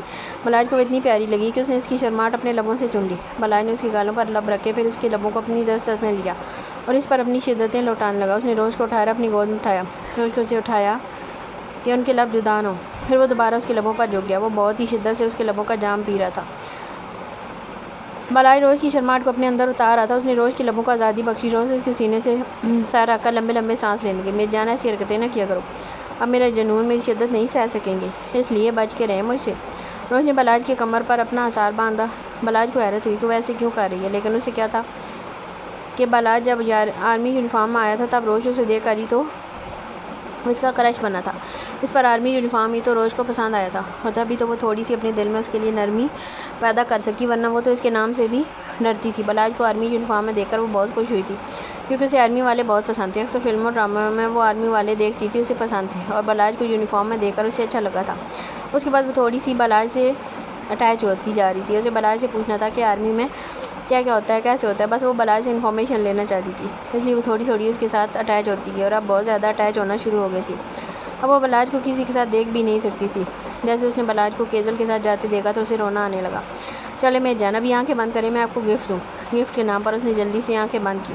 وہ آنکھیں بند کرتے ہوئے بولی اب وہ کپڑے کیوں نہیں پہنتے؟ اس نے دوبارہ پوچھا تو بلاج نے نہ سمجھی سے اسے دیکھا اور پوچھا کون سے کپڑے؟ میری پٹھانی وہی جو پہن کے آئے تھے۔ روش نے پھر بتایا کون سے میں پہن کے آیا تھا۔ اچھا آنکھیں کھول کے دیکھو ادھر، بلاج نے اسے کہا تو روش نے آنکھیں کھولی۔ میری آنکھوں میں دیکھو، کون سے کپڑوں کی بات کر رہی ہو؟ وہ جو آپ کے پہن کے آئے تھے، کون سے والے؟ وہ آرمی والے؟ روش نے اسے بتایا آرمی والے پسند ہیں میری جان کو، جس پہ اس نے زور شور سے سارے لایا۔ بلاج مسکرایا ٹھیک ہے میری جان، اب جب بھی میں آیا کروں گا آپ سے ملنے آرمی والے کپڑے پہن کے آؤں گا۔ اب خوش؟ تو اس نے کہا وہ پکا پہنیں گے؟ ہاں میں پکا پہنوں گا۔ بلاج نے یقین دہانی کروائی۔ میں بھی پہنوں گی، ہاں کیوں نہیں، میں اپنی جان کے لیے بھی لے کے آؤں گا۔ اور کچھ؟ ہاں کیوں نہیں، میں اپنی جان کے لیے بھی لے کے آؤں گا۔ اور کچھ؟ روش نے نفی میں سر لایا کہ اور کچھ نہیں، بس وہ یونیفارم اس کو چاہیے۔ بلاج اس کی اتنی دیر سے آرمی یونیفارم پہن کے آنے کی بات کو اب سمجھا تھا کہ وہ اس کا یونیفارم پہننا چاہتی تھی اور بات بھی یہی تھی، اسے بہت شوق تھا یونیفارم پہننے کا، اس لیے تو بار بار اس سے پوچھ رہی تھی کہ وہ کب پہن کے آئے گا اس کے سامنے اور کب وہ اس کی یونیفارم خود پہنے گی۔ بلاج اس کی چالاکی پر مسکرایا اور کہا اب آنکھیں بند کرو۔ روش نے آنکھیں بند کی تو بلاج نے پائل نکالی۔ روش پائل دیکھ کر مسکرائی، اسے پائل پسند تھی۔ اب میرے لیے لائے ہیں؟ روش چہ کر بولی۔ اس پر بلاج نے کہا ہاں میں صرف اپنی جان کے لیے لایا ہوں، دیکھو نا پیاری ہے۔ ہاں بہت پیاری ہے، میں پہنوں؟ روش نے کہا نہیں میری پٹھانی، میں خود پہناؤں گا اپنے ہاتھوں سے، خود پہناؤں گا اپنی جان کو۔ آپ ادھر بیٹھیں۔ بلاج نے اسے بیڈ پر بٹھایا اور اس کی ٹانگیں سیدھی کی، خود وہ نیچے فرش پر بیٹھا اور اس کے پاؤں پر پائل پہنائے۔ اس کے پاؤں سے تھوڑا سا ٹراؤزر اوپر کیا کیونکہ اس نے نائٹی پہنی ہوئی تھی، اس کی پنڈلیاں نظر آ رہی تھیں۔ بلاج نے اس کے پاؤں میں پائل باندھی اور اس کے پائل پر اپنے لب رکھے۔ روش نے اپنے پاؤں پیچھے کرنے چاہے تو بلاج نے پنڈلیوں سے پکڑ کر اس کے پاؤں سیدھے کیے اور دوبارہ سے وہاں پر اپنا لمس چھوڑا۔ پھر اس کے پاؤں سے ہوتا ہوا اس کا لمس اس کی پنڈلیوں تک آیا تو روش نے جلدی سے اپنی ٹانگیں پیچھے کی۔ نہ کریں، روش نے منع کیا۔ اچھا نہیں کرتا میری جان، کچھ نہیں کرتا۔ پھر بلاج نے اس کے دوسرے پاؤں پر بھی پائل باندھی اور اس پر بھی لب رکھے اور وہ اپنی پنڈلیوں تک اپنا لمس چھوڑتا گیا۔ روش نے جلدی سے ٹانگیں سمیٹی اور سیدھی ہو کر بیٹھ گئی۔ بلاج مسکرایا، اٹھ کر بیڈ پر اس کے سامنے بیٹھا اور ایک چھوٹی سی ڈبیا باہر نکالی۔ اس میں کیا ہے؟ روش نے پوچھا۔ اس میں آپ کے لیے نوز پن ہے، بلاج نے بتایا تو اس نے بڑی اشتیاق سے نوز پن میرے لیے؟ ہاں آپ کے لیے، دیکھیں گی؟ بلاج کے پوچھنے پر وہ جلدی سے بولی ہاں۔ تو بلاج نے ڈبی کھولی، اس میں اتنی پیاری نوز پن تھی، اس پر ڈائمنڈ لگا ہوا تھا جو چمک رہا تھا۔ یہ تو بہت پیاری ہے، روش کو وہ بہت پسند تھی۔ ہاں مگر میری جان سے کم، میری خانزادگی سے کم، میری خانزادگی سے زیادہ پیاری ہے، ادھر کریں میں پہنا دوں۔ بلاج نے اس کے ناک میں سے نوز پن نکالی اور نئی والی نوز پن ڈالی، پھر وہاں پر اپنے لب رکھے۔ پھر اس نے اس کے لبوں کے اوپر موجود تیل پر اپنے لب رکھے اور اس کے لبوں پر جھک گیا۔ وہ کافی دیر کا تاکہ اس کے لبوں کی نرماہٹیں محسوس کرتا رہا۔ روش نے اس کی گردن پر بازو ڈالے اور بلاج نے اس کی ٹانگیں اٹھا کر اپنی کمر میں باندھی۔ وہ اس کی گود میں بیٹھ گئی۔ بلاج اس کے اتنے قریب آنے پر خوش ہو گیا اور وہ جا بجا اپنا لمس اس کی گردن پر اب چھوڑنے لگا۔ روش نے اسے پیچھے ہونے کا کہا، پیچھے ہو جائیں، آپ گندے ہیں، آپ گندے ہیں۔ روش نے جب یہ کہا تو بلاج نے اسے پوچھا میری جان کیا گندا کی ہے؟ آپ گندی کس کرتے ہیں؟ بلاج کا کہہ کا گونجا، یہ گندی کس نہیں ہے، اسے رومانس کہتے ہیں، یہ گندی کس نہیں ہے، اسے رومانس کہتے ہیں۔ پھر بلاج نے دوبارہ سے اس کے گال پر لب رکھے۔ یہ گندی کس مجھے اچھی نہیں لگتی، روش نے منہ بنا کر کہا۔ او تو میری جان کون سی کس اچھی لگتی ہے؟ بلاج نے پوچھا تو بلاج فوراً بولی نین والی کیس مجھے اچھی لگتی ہے، جس پر بلاج کو تو آیا ایک اس کی نین بھائی اس کے رومانس کا ستیہ ناش نکال کر ہی دم لیں گے۔ کون سی والی؟ بلاج نے اپنے غصے کو قابو کرتے ہوئے بہت تامل سے پوچھا۔ روش آگے ہوئی اور بلاج کے ماتھے پر بال پیچھے کر کے وہاں اپنے لب رکھے، اس کے نرم گرم لمس میں سکون سا بلاج کے پورے جسم میں دوڑ گیا۔ بلاج نے بھی اس کے ماتھے پر لب رکھے۔ اب ٹھیک ہے؟ تو روش بولی ادھر نہیں ادھر۔ اس نے اپنے ماتھے سے بال ہٹائے اور زخم والی جگہ سامنے آئی جہاں بلاج اس کے اتنے سٹیچز والا پرانا زخم کا نشان دے کر تڑپ گیا۔ اس کی آنکھیں غصے سے لال ہونے لگیں۔ اس کی جان کے ماتھے پر یہ کیسا زخم تھا جو اس نے آج تک نہیں دیکھا؟ کیونکہ روش نے ہمیشہ حجاب کیا ہوتا تھا اور حجاب نہ ہو تو اس کے ماتھے پر ہمیشہ بال ہوتے تھے۔ آج تو بالوں کے پیچھے کا راز بھی کھلا کہ روش کے ماتھے پر بہت زیادہ سٹیچز کے نشان تھے، جیسے کہ اسے کوئی گہری چوٹ لگی ہے اور اس کے بعد سٹیچز لگا کر اسے بند کیا گیا۔ بلاج نے تڑپ کر اسے دیکھا۔ میری جان یہ آپ کو کیا ہوا؟ یہ کیسے چوٹ لگی؟ روش نے بتایا یہ تو کب کی لگی ہوئی ہے، نین ادھر پیار کرتے ہیں، آپ بھی ادھر پیار کرو۔ اس نے جب یہ کہا تو بلاج کی آنکھوں سے آنسو ٹوٹ کر گرا۔ اس نے وہاں پر اپنے لب رکھے، پھر وہاں پر اپنا لب چھوڑتا رہا۔ میری جان کتنی تکلیف میں رہی اور میں کیسا لاپرواہ رہا، مجھے اتنا بھی پتہ نہ چلا کہ میری جان میرے وجود کیسا، میری روح کے سکون کو اتنی تکلیف ہے۔ بلاج رونے لگا۔ اسے روتے دیکھ کر روش بھی رونے لگی۔ اب رو کیوں رہے ہیں؟ اس نے معصومیت سے روتے ہوئے پوچھا۔ میں رو رہا ہوں کہ میری اتنی چھوٹی سی جان کتنی مصیبتوں سے گزری اور مجھے پتہ ہی نہیں چلا۔ بلاج نے اپنے آنسو صاف کیے اور اس کے ماتھے پر دوبارہ لب رکھے۔ اب کے ایک ایک زخم کا بدلہ بلاج احمد خان لے گا۔ میری جان دیکھنا اس شخص کو میں کیسے تڑپا تڑپا کے ماروں گا جس نے آپ کو یہ درد دیا ہے۔ جب بلاج نے یہ کہا تو روش ڈرنے لگی۔ نہیں، وہ بہت گندا ہے، وہ مارتا ہے، وہ زور زور سے مارتا ہے۔ مجھے نہیں مارنا، مجھے لگتی ہے، مجھے درد ہوتا ہے۔ نین نین نین، وہ مجھے مارے گا۔ اسے پھر پینک اٹیک ہوا۔ وہ کبھی اپنے بازو کو، کبھی اپنے گلے کو، کبھی اپنے سر کو ہاتھ لگا دی۔ بلاج اسے اتنا پینک ہوتا دیکھ کر جلدی سے بولا کچھ نہیں ہوگا میری جان، کچھ نہیں ہوگا، وہ تو مار گیا۔ کب کا مار گیا؟ ادھر دیکھو میری طرف۔ بلاج نے اسے ویسے ہی ٹریٹ کیا جیسے ہمیشہ نین کرتا تھا۔ وہ یہاں نہیں ہے، اس کو تو ہم نے مار دیا تھا۔ روش نے بے یقینی سے اس کی طرف دیکھا۔ وہ مر گیا؟ ہاں وہ مر گیا، وہ اب یہاں کبھی نہیں آئے گا۔ ادھر دیکھو میری طرف دیکھو، جس پر روش نے اس کی گردن میں بازو ڈال کر اپنا منہ اس کی گردن میں چھپایا۔ بلاج نے اسے بیڈ پر لٹایا۔ روش آج پہلی بار نین کے بعد کسی سے اتنی جلدی اپنے فیز سے نکلی تھی۔ اسے صرف دو لوگ اس فیز سے نکال سکتے تھے، نین اور کومل بیگم۔ بلاج نے اسے لٹایا۔ چلو میری جان آپ سو جاؤ۔ بلاج نے نم آنکھوں سے اسے دیکھا۔ میری جان کو پائل پسند آئی؟ بلاج نے اس کا دھیان بھٹکانا چاہا، جس پر وہ بولی میں صبح سب کو بتاؤں گی میری پاس پائل ہے، مجھے کوئی بھی نہیں تھا لا کے دیتا۔ نین کہتے ہیں یہ نہیں پہنتے، اب میرے پاس ہے تو میں سب کو دکھاؤں گی۔ جس پر بلاج نے اپنے آنسو صاف کیا اور اسے کہا ہاں میری جان سب کو دکھانا، ٹھیک ہے؟ تو وہ خوش ہو گئی اور بلاج کے سینے پر سر رکھا اور اسے ہگ کر کے سو گئی۔ بلاج مسکرا بھی نہ سکا۔ وہ آہستہ آہستہ اس کی عادی ہوتی جا رہی ہے۔ بلاج تو یہی چاہتا تھا، لیکن بلاج کو اب اس کا پاس جاننا تھا، اسے اپنی پٹھانی کو ٹھیک کرنا تھا۔ بلاج نے اس کے نشان پر پھر لب رکھے۔ بلاج کا دل کر رہا تھا اگر وہ شخص اس کے سامنے ہو اور وہ اسے اتنی دردناک موت دے کہ وہ اپنے پیدا ہونے پر پچھتائے۔ اب اسے معلوم کرنا تھا کہ اس کے ماضی میں کیا ہوا تھا۔ وہ کسی بھی طرح ماروش کو ٹھیک کرنا چاہتا تھا۔ اس کے لیے بہت ضروری تھا کہ وہ روش کا ماضی جانے۔ ایسا کیا ہوا تھا اس کے ماضی میں جس وجہ سے وہ ایسی ہو گئی ہے، اس کے ماضی میں جس کی وجہ سے وہ ایسی ہو گئی ہے۔ اسے انین سے بات کرنی پڑے گی۔ اسے پتہ تھا انین اسے کچھ بھی نہیں بتائے گا، اسے خود انین سے اگلوانا پڑے گا۔ اگر انین نے پھر بھی نہ بتایا تو پھر وہ کومل بیگم سے پوچھے گا۔ روش کو اس فیز سے باہر نکالنا پڑے گا، اس لیے اسے جو بھی کرنا پڑے گا وہ کرے گا۔ اس نے روش کی طرف دیکھا، اس کے ماتھے پر دوبارہ لب رکھے اور آنکھیں موند لیں۔ روش ابھی بھی سسک رہی تھی۔ بلاج نے اس کے گرد اپنا اثار تنگ کیا اور پھر وہ بھی کچھ ہی دیر میں نیند کی وادی میں اتر گیا۔ صبح روش کے اٹھنے سے پہلے ہی بلاج اٹھ کر اپنے کمرے میں جا چکا تھا۔ اسے پتہ تھا روئی روش کو جگانے آئے گی۔ روئی جب سے واپس لوٹی تھی روش کو جگانے کا کام اسی کا تھا۔ روئی کمرے میں آئی تو اسے کچھ عجیب لگا، لیکن وہ اپنے وہم سمجھ کر روش کے پاس گئی اور اسے اٹھایا۔ گڑیا اٹھو، ماما ناشتے پر بلا رہی ہیں۔ روش کے اس مسائی بابو راجا ابھی تو سونے دو۔ نہیں گڑیا، میں بابو راجا نہیں ہوں، روئی ہوں، چلو اٹھو چل کے ناشتہ کرو، پھر سب نے شاپنگ پر بھی جانا ہے، تم بھول گئی ہو۔ روش نے آنکھیں کھول کر اسے دیکھا۔ لیکن آپ تو ٹرپ پہ جا رہی تھی۔ روش کو یاد آیا روئی ٹرپ پہ جا رہی تھی، یہ یہاں پہ کیا کر رہی ہے؟ ہاں میری بہن، ناشتہ کر کے نکلوں گی، بھوکی چلی جاؤ، چلو اٹھو ناشتہ کرتے ہیں، پھر مجھے جانا بھی ہے، روئی نے روش سے کہا۔ تو روش نے ہاں میں سر ہلایا۔ سب ڈائننگ ٹیبل پر جمع ہوئے تو بلاج اسفندیار خانزادہ کو اٹھا کر نیچے لایا۔ بلاج نے سلام دیا اور اسفندیار خانزادہ کو ان کی چیئر پر بٹھایا۔ خود وہ روش کے ساتھ والی چیئر پر جا کر بیٹھا۔ اس کے بیٹھتے ہی روش نے پلیٹ آگے کی اور اپنا کھانا ڈالنے لگی۔ بلاج اس کی حرکت پر مسکرایا۔ بلاج نے اسے پلیٹ لی اور اسے خود کھانا ڈال کر دیا۔ کومل بیگم اور انین حیرانگی سے اس کے طور طریقے دیکھ رہے تھے۔ کومل بیگم نے اسی وقت فیصلہ لیا وہ احمد ولا جائیں گی، اماں بھی اور وقار صاحب سے بات کریں گی کہ وہ بلاج کو سمجھائیں، کیونکہ دن کم رہ گئے تھے اور وہ نہیں چاہتی تھی بلاج ایسا کوئی بھی سین کریٹ کرے جس کی وجہ سے پریشانی ہو۔ اور ویسے بھی روز کے ماضی کے بارے میں رحمان صاحب کو بھی ابھی نہیں بتایا گیا تھا، ابھی تک کی ٹینشن الگ سے ہو رہی تھی انہیں۔ کومل بیگم نے نین کی طرف دیکھا اور نین نے انہیں آ کے اشارے سے بات کرنے کو کہا تو کومل بیگم نے گلا کھنکارا اور بلاج سے مخاطب، بلاج میری بات سنو، آج ہم گھر چل رہے ہیں۔ کیوں پھوپھو؟ بلاج نے پوچھا۔ ویسے ہی میں سوچ رہی تھی اماں ابھی سے ملاؤں، بچے بھی یہی کہہ رہے ہیں، آج ادھر سے ہی شاپنگ پر جانا ہے، کوئی سامان رہ گیا تو تم ایسا کرو انکل کو بھی ساتھ لے چلنا۔ جی پھوپھو میں لے جاؤں گا، بلاج نے فرما برداری سے کہا۔ کومل بیگم اب نین سے مخاطب ہو، نین آفس سے جلدی آ جانا۔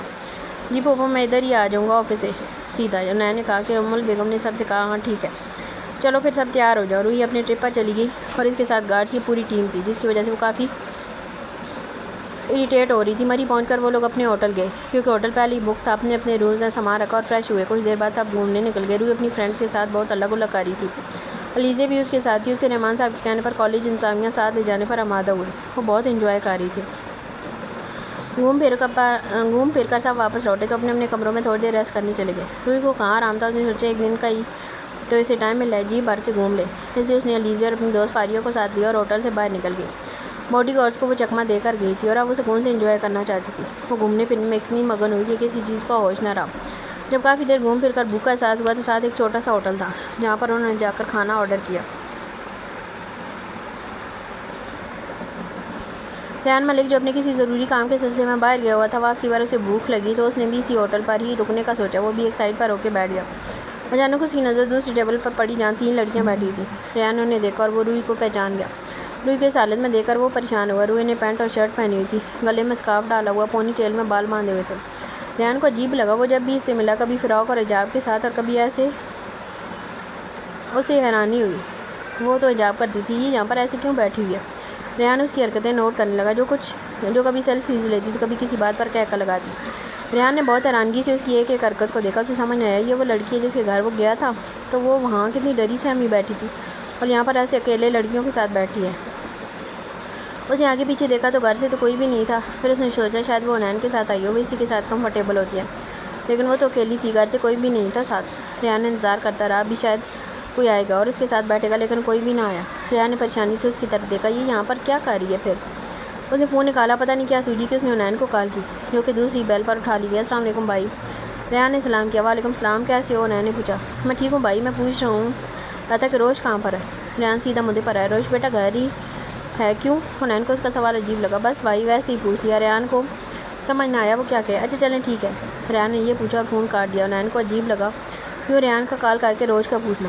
اس نے سر جھٹکا، جب ملیں گے تب اس بابت پوچھ لوں گا، ابھی اس کی میٹنگ کا ٹائم ہو رہا تھا۔ اچھا اس کا مطلب یہ گھر میں سب کو دھوکہ دے کے یہاں پر آئی ہے، پر یہاں پر کیوں آئی ہے؟ ریان نے اس کی طرف دیکھا اور پھر تھوڑی دیر وہاں بیٹھا رہا اور کھانا کھانے لگا۔ ریان کو کوئی فون کال آئی، وہ کال پہ مصروف ہو گیا۔ روہی لوگ جلدی سے کھانا کھا کر وہاں سے چلے گئے کیونکہ انہیں ڈر تھا کہ اگر گارڈز نے وہاں نہ دے کر بابا کو کال کر دی تو شامت آ جائے گی، اس لیے وہ لوگ وہاں سے نکل گئے۔ ریان کو اس کو ڈھونڈتا رہا یہ کہاں چلے گئے، ابھی تو یہیں پر تھی۔ ریان بھی سر جھٹکتا ہوا وہاں سے نکل گیا۔ اس نے سوچا شاید کوئی اور لڑکی ہو، اسے وہم ہوا، لیکن اتنی مماثلت کیسے ہو سکتی ہے؟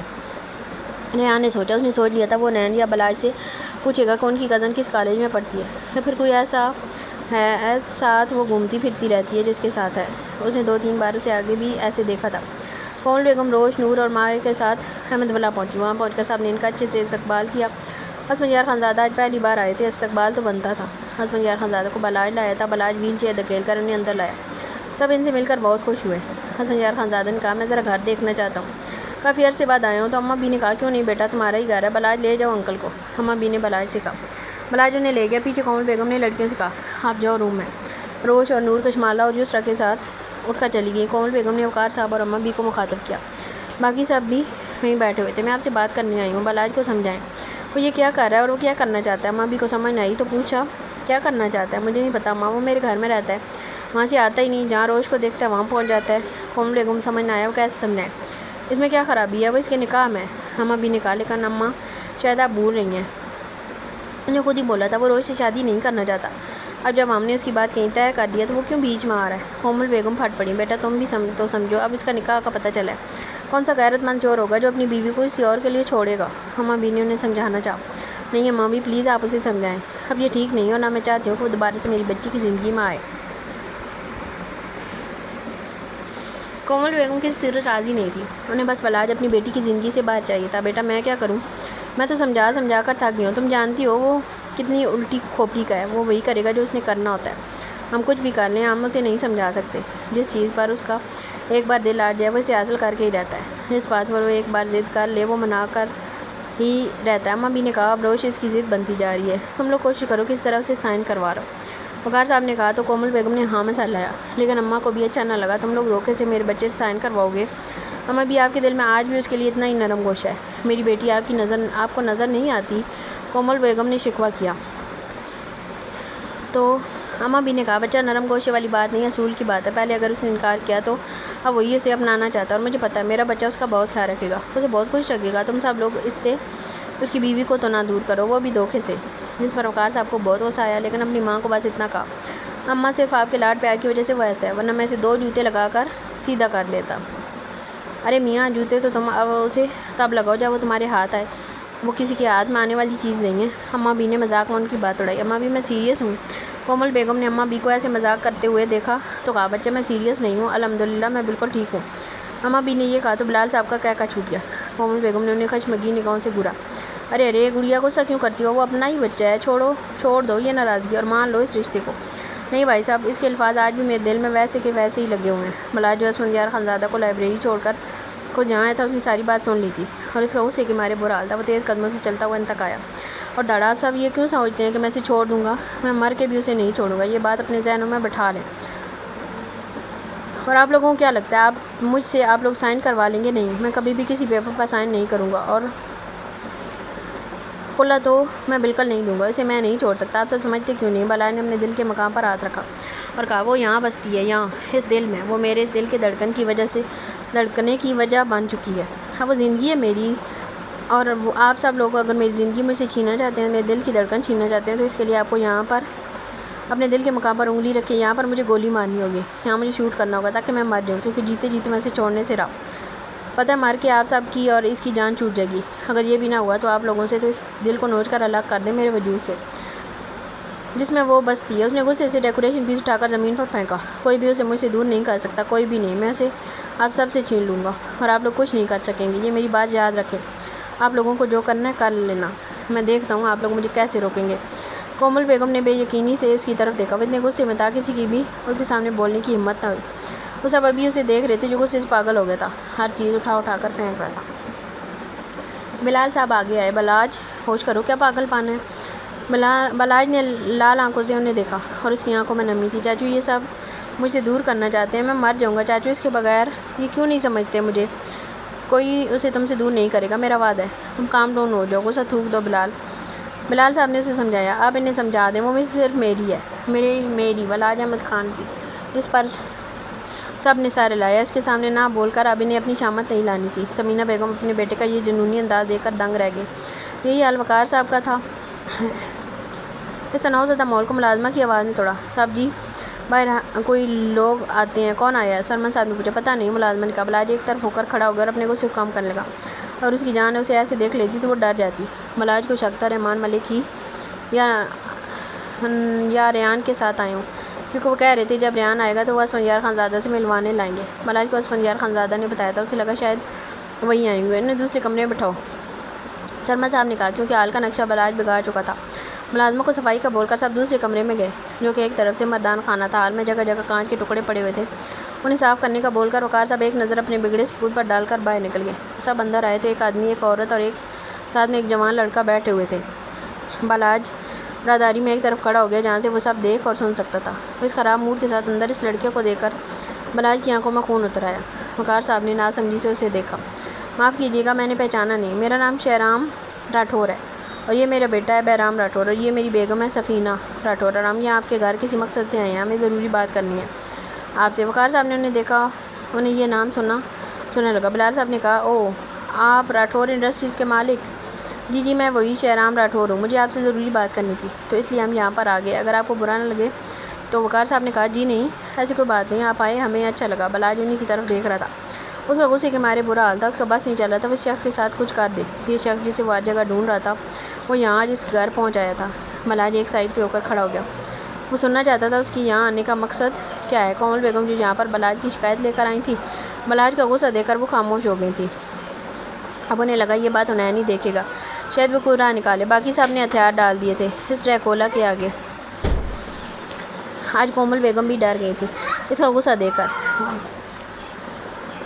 اب انہیں رہ کر اپنی بیٹی کی فکر ہونے لگی۔ کومل بیگم ایک سائڈ پر ہو کر بیٹھ گئی۔ شہرام راٹھور نے بات کا آغاز کیا۔ آپ مجھے جانتے ہوں گے، راٹھور انڈسٹریز میری ہے اور آپ کو شاید معلوم ہو میرا اکلوتا بیٹا ہے بہرام راٹھور۔ ہم یہاں پر رشتے کے لیے آئے ہیں۔ رشتے کے لیے؟ وقار صاحب نے پوچھا۔ جی ہاں، ہم یہاں رشتے کے لیے آئے ہیں۔ میرے بیٹے کو آپ کی بیٹی پسند آ گئی ہے تو ہم اس کے رشتے کے لیے آئے ہیں۔ بلاج نے غصے سے ہاتھ کی مٹھی بنائی۔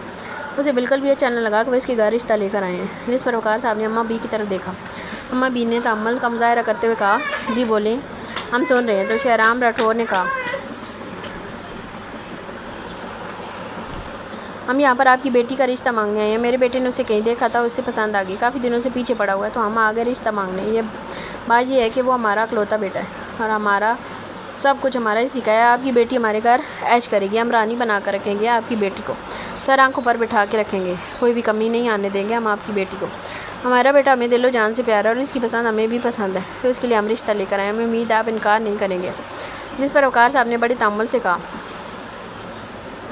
بات یہ ہے کہ ہم اپنی برادری سے باہر رشتہ نہیں کرتے۔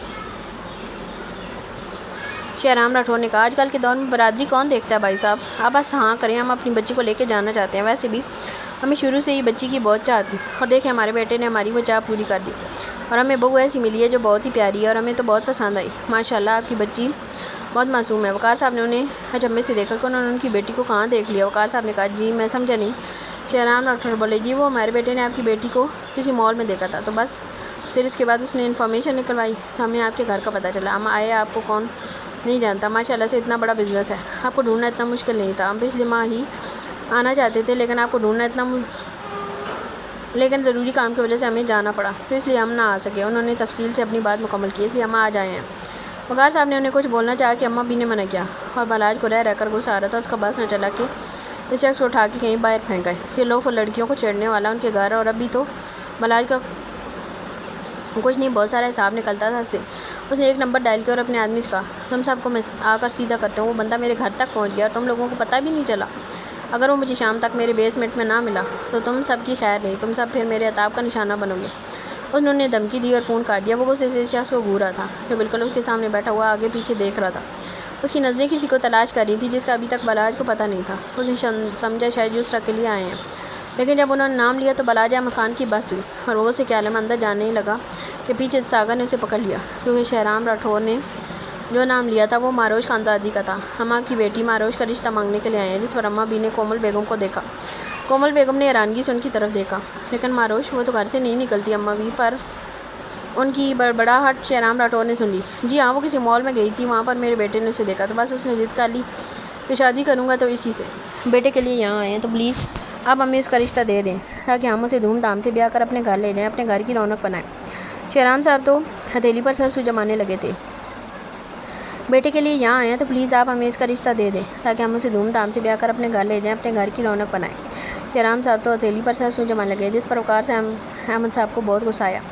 بلال صاحب اور باقی صاحب بھی غصے سے برا حال تھا۔ انہیں جو ابھی اندر آیا داخل ہوا تھا اس کے کانوں میں روش کے متعلق بات پڑی۔ وہ تیز قدموں سے اندر آیا۔ آپ کا کہنے کا کیا مطلب ہے؟ انہیں داڑا۔ شہرام راٹھور نے انہیں کی طرف دیکھ کر کہا، ہم رشتے کے لیے آئے ہیں۔ کس کے رشتے کے لیے؟ انہوں نے پوچھا۔ ہم یہاں ماروش خاندازی کے رشتے کے لیے آئے ہیں، وہ ہمارے بیٹی کی پسند ہے، کسی مال میں دیکھا تھا اسے۔ مال والی بات انہوں کو کچھ یاد آیا۔ اس کا مطلب جن لڑکوں نے اسے تنگ کیا تھا اس میں یہ بھی شامل تھا۔ انہوں نے غصے سے اس لڑکی کی طرف دیکھا جو آگے پیچھے دیکھ رہا تھا۔ دیکھنے میں تو بہت ہی خوبصورت لڑکا تھا لیکن اس کے کرتوت ٹھیک نہیں تھے۔ انہوں کو رہ کر غصہ آ رہا تھا۔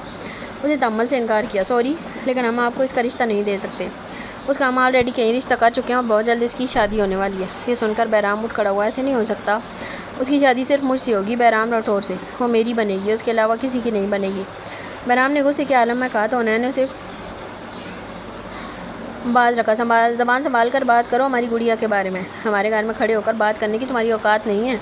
انہوں نے کہا، میری اوقات کی بات نہ کریں تو بہتر ہوگا، اس کی شادی مجھ سے ہوگی، ماروش بہرام راٹھور کی بیوی بنے گی اور کسی کی نہیں۔ بہرام راٹھور جو بہت ہی فرما بردار اور شریف بن کے بیٹھا ہوا تھا، روش کی شادی کسی اور سے سن کر وہ اپنی اصلیت پر اتر آیا، وہ گنڈا گردی پر اتر آیا۔ وقار صاحب تو اس کی رنگ ڈھنگی دیکھتے رہ گئے۔ شہرام راٹھور نے جب دیکھا باقی صاحب آنکھیں پھاڑے دیکھ رہے تھے تو شہرام صاحب نے اسے باز رکھا۔ بہرام بیٹا تم خاموش رہو، ہم بات کرتے ہیں۔ نہیں ڈیڈ، اب بات کرنے کا وقت نہیں رہا۔ مجھے وہ چاہیے تو چاہیے، اسے مجھ سے کوئی دور نہیں کر سکتا، یہ سب بھی نہیں، اور ہم بہت جلد آئیں گے اسے اپنی دلہن بنانے، آپ سب تیاری کر لیں، بہرام نے کہا اور تیز قدموں سے باہر نکل گیا۔ بالاج نے ساگر سے اپنا ہاتھ چھڑایا۔ ہاتھ چھوڑ دو میرا، اس کی ہمت کیسی ہوئی یہ بات کہنے کی، اور تم نے مجھے پکڑا کیوں؟ بالاج کو سے ساگر پر چڑھ دوڑا، کیونکہ وہ ہمارے گھر آئے تھے، اور یہاں پر کوئی تماشا ہوتا تو یہ اچھا نہ ہوتا، تم انہیں بعد میں ڈیل کر لینا اپنے طریقے سے۔ ساگر نے اسے سمجھایا، جو بات بالاج کو بھی ٹھیک لگی۔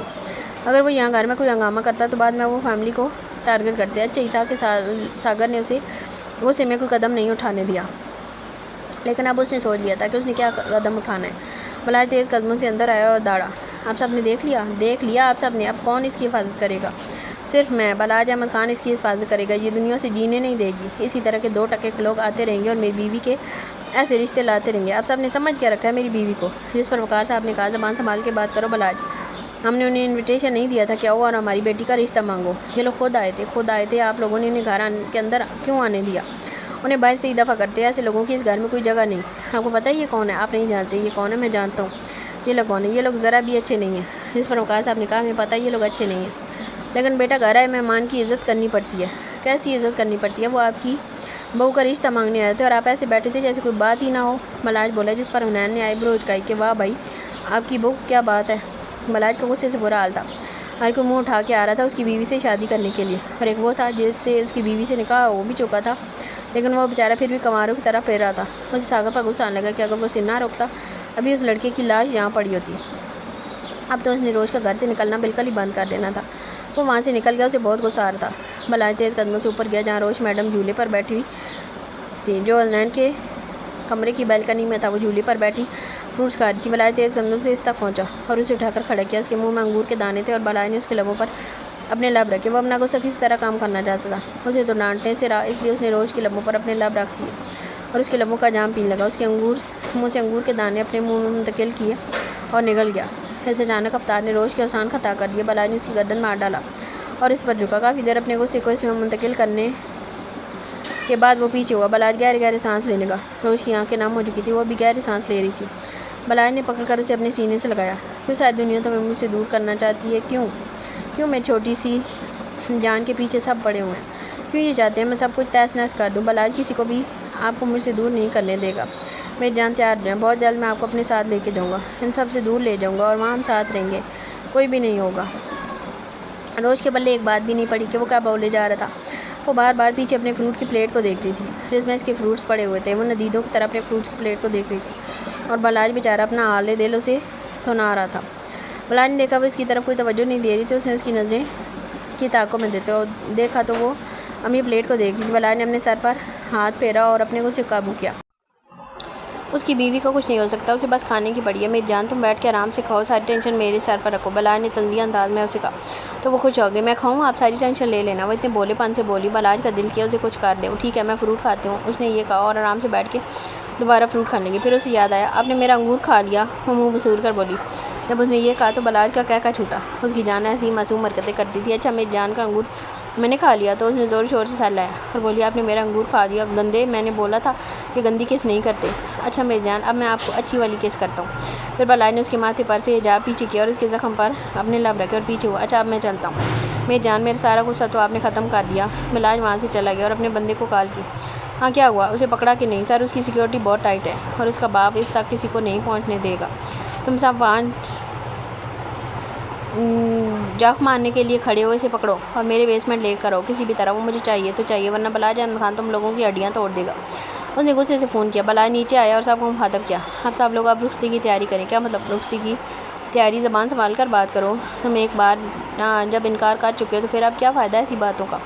اور ہاں ہم نے ریان کو بلایا، وہ 2 دن تک آئے گا اور ہم اسے بات کریں گے اور ریان کے ولیمے والدینی منگنی رکھیں گے اور تم اس میں کوئی بھی ہنگامہ نہیں کرو گے۔ اس پر وقار صاحب بولے، ٹھیک ہے دیکھ لیں گے کون کس سے منگنی کرتا ہے، اب آپ سب نے جو تیاری کرنی ہے کر لیں۔ بالاج نے اتنا کہا وہاں سے نکل گیا۔ دیکھیں بھائی صاحب، اس کے طور طریقے تو ٹھیک دیکھیں، مجھے ڈر لگ رہا ہے کہیں کوئی ہنگامہ نہ کر دے۔ قوم بیگم بولی، کچھ نہیں ہوتا، اس کو میں سنبھال لوں گا، وقار صاحب نے کہا۔ تو قوم بیگم نے انہوں نے دیکھا، انہیں پتہ تھا یہ کسی کی نہیں سنے گا۔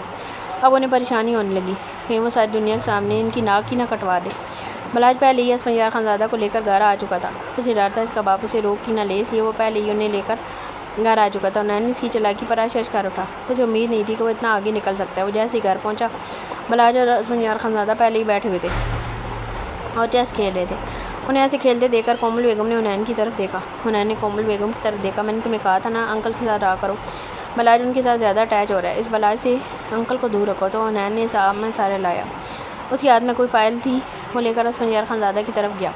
انکل یہ دیکھ لیں۔ حنین نے وہ فائل دی۔ یہ کیا بچہ؟ انہوں نے پوچھا۔ اس میں پچھلے 15-16 سالوں میں جتنا بھی آپ کی زمینوں اور آپ کے گاؤں کے جتنے بھی فیصلے، جو بھی میں نے کسی پنچایت کے جو فیصلے آئے، جو بھی کچھ ہوا اس میں درج ہے، کتنا خرچہ ہوا، کتنی بچت ہوئی، کتنی سیونگ ہوئی، سب اس میں درج ہے۔ اس میں حنین نے انہیں تفصیل بتائی۔ پر بیٹا یہ تم مجھے کیوں دے رہے ہو انکل؟ اب آپ آگے ہیں اور آپ اپنی ذمہ داری کو خود سنبھالیں۔ اور ہاں، آپ کا بزنس بھی میں سنبھال رہا تھا، وہ بھی اب میں آپ کو ہینڈ اوور کر دوں گا۔ بچے ابھی میں ٹھیک نہیں ہوں، ویسے بھی میرے بڑے بیٹے آپ ہی ہیں اور یہ سب کچھ آپ ہی کا ہے، تو آپ ہی یہ سنبھالیں۔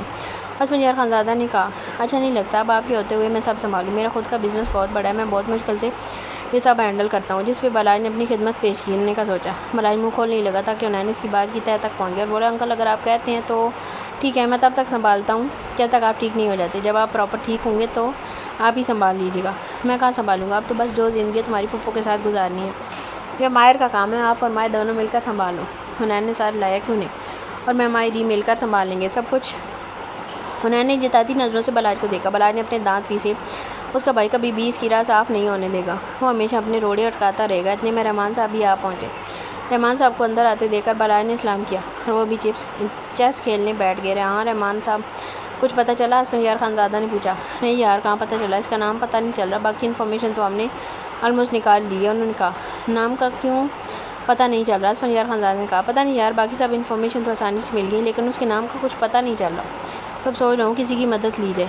رحمان صاحب نے کہا، کس کی؟ کیوں، یہ اپنا بلاج ہے نا، یہ ہماری مدد کرے گا۔ اسفندیار خانزادہ نے بلاج کا کہا۔ بلاج کو تو کسی بات کا پتہ نہیں تھا، اس نے ناسمجھی سے انہیں دیکھا۔ کس بارے میں انکل؟ بلاج نے پوچھا۔ بیٹا ہمیں کسی کے بارے میں انفارمیشن نکلوانی ہے۔ جی انکل ضرور، آپ مجھے بتائیں، آپ کو انفارمیشن مل جائے گی، لیکن بات کیا ہے؟ جس پر انہوں نے کہا کہ بہت ضروری بات ہے، یہ ہمارے ماضی سے جڑی ہے، آپ مجھے بتائیں، میں کچھ کرتا ہوں۔ بلاج نے انہیں یقین دلایا کہ وہ ان کی مدد ضرور کرے گا۔ ہمیں ایک گینگ کو پکڑوانا ہے اور اس میں ہماری آرمی مدد کرے تو زیادہ بہتر ہے۔ رحمان صاحب نے کہا، مجھے بتائیں میں کیا کر سکتا ہوں آپ کے لیے؟ انکل آپ ایسے کریں کہ میرے سر سے بات کریں، وہ آپ کی ہیلپ کر دیں گے، اور اگر وہ بولیں گے تو آپ کو پوری فورس بھی ملے گی، آپ کو پوری سپورٹ ملے گی۔ بلاج نے انہیں مہتاب صاحب کا بتایا۔ ہاں کیوں نہیں، تم ایسے کرو، انہیں بلا لو، انہیں اس کا آئیڈیا کافی پسند آیا۔ جی انکل میں کل ان کو بلا لیتا ہوں، اس نے جواب دیا۔ بیٹا کل کے بجائے اگر کام آج ہو جائے تو؟ اسفندیار خانزادہ نے کہا، چلے میں کوشش کرتا ہوں۔ بلاج نے مہتاب صاحب کو کال کیا، انکل اگر آپ آ سکتے ہیں؟ جس پر انہوں نے کہا، میں آج فری ہوں۔ بلاج کی پوچھنے پر انہوں نے بتایا کہ میں فری ہوں، گھر بیٹھا ہوا ہوں، پھر ادھر میری طرف آ جائیں۔ بلاج نے انہیں بولا، اچھا بیٹا چلو آتے ہیں آج پھر آپ کی طرف۔ مہتاب صاحب تقریباً 2 گھنٹے میں وہاں پہنچے۔ مہتاب صاحب وہاں پہنچے تو بلاج انہیں ریسیو کرنے باہر آ گیا۔ مہتاب صاحب بلاج کے ساتھ اندر داخل ہوئے۔ رحمان صاحب اور اسفندیار خانزادہ کی ان کی طرف بھیڑ تھی، وہ دونوں اپنے گیم میں بہت مگن تھے۔ انہیں دیکھ کر حنین اٹھا اور ان سے ملا۔ السلام علیکم۔ ان سے ملا، سلام کیا تو مہتاب صاحب اس سے ملے کیونکہ حنین حال میں بیٹھا ہوا تھا۔ جیسے انہوں نے سلام کیا، رحمان صاحب پلٹے اور اسفندیار خانزادہ نے پیچھے دیکھا اور اسفندیار خانزادہ نے کہا، تم؟ مہتاب صاحب نے بھی کہا، تم لوگ یہاں؟ وہ تیز قدموں سے چلتے ہوئے ان تک آئے اور رحمان صاحب کے گلے لگے۔ کہاں چلے گئے تھے تم لوگ مجھے اکیلا چھوڑ کر؟ کوئی ایسا بھی کرتا ہے؟ کتنے سال ہو گئے تم لوگوں کو ڈھونڈتے ہوئے، کہاں چلے گئے تھے تم؟ مہتاب صاحب نے ڈانٹنے والے انداز میں رحمان صاحب سے کہا تو رحمان صاحب کی بھی آنکھیں نم ہوئی۔ مہتاب صاحب کی بھی آنکھیں نم تھیں۔ اسفندیار خانزادہ بھی نم آنکھوں سے اپنے دوست کو دیکھ لگے۔ ان کا وہ دوست جسے ڈھونڈنے کے لیے انہوں نے بہت کوشش کی تھی لیکن انہوں نے نہ مل سکا، وہ آج خود چل کر ان کے پاس آیا تھا۔ مہتاب صاحب رحمان ملک سے مل کر پیچھے ہوئے اسفندیار خانزادہ کی طرف بڑھے لیکن انہوں نے ویل چیئر پر دیکھا۔ یہ کیا ہوا یار تیرے ساتھ، یہ کیا حالت بنائی ہوئی ہے تو نے؟ اپنی اسفندیار سے لپٹ کر رونے لگے۔ انہیں اپنے اس دوست سے بہت زیادہ محبت تھی، سب دوستوں کو اسفندیار خانزادہ سے بہت محبت تھی۔ انہیں روتا دیکھ کر بلاج نے حیرانگی سے انہیں دیکھا کیونکہ وہ تھوڑا پیچھے تھا۔ انکل آپ ٹھیک ہیں؟ ہاں بیٹا میں ٹھیک ہوں، میں اس دن تم سے کہہ رہا تھا نا میرے بچھڑے ہوئے کو مجھ سے ملا دو، تو یہ میرے بچھڑے ہوئے ہیں، شکریہ میرے بچے، اگر تم آج مجھے نہ بلاتے تو میں کبھی اپنے دوستوں سے نہ مل پاتا۔ انہوں نے اس کا شکریہ ادا کیا۔ انکل آپ کے دوست؟ بلاج نے پوچھا۔ جی ہاں بیٹا، میں آپ کو اس دن کہہ رہا تھا نا، میں آپ کو ڈیٹیل دوں گا، میرے 3 دوست گم ہو گئے تھے، اسفندیار خانزادہ، ابرار اور رحمان، یہ میرے دوست ہیں۔ کافی عرصہ پہلے میں نے آرمی جوائن کر لی اور میری پوسٹنگ یہاں سے دور ہو گئی، جس کی وجہ سے میں ان سے مل نہیں سکا اور اس کے بعد یہ کہاں گم ہو گئے مجھے پتہ نہ چلا۔ رحمان صاحب نے انہیں کہا، بس یار نہ پوچھ، پھر کچھ ایسا ہوا کہ ہم سب کا شیرازہ ایسا بکھر گیا۔ کیا مطلب، کیا ہوا؟ مہتاب صاحب نے پوچھا۔ اس لیے تو ہم نے تمہیں بلایا تھا، ہم کسی کی انفارمیشن چاہتے ہیں اور ہم چاہتے ہیں کوئی ہماری مدد کرے۔ رحمان صاحب نے بتایا، کس چیز میں مدد؟ مہتاب صاحب کو کچھ سمجھ نہیں آ رہا تھا۔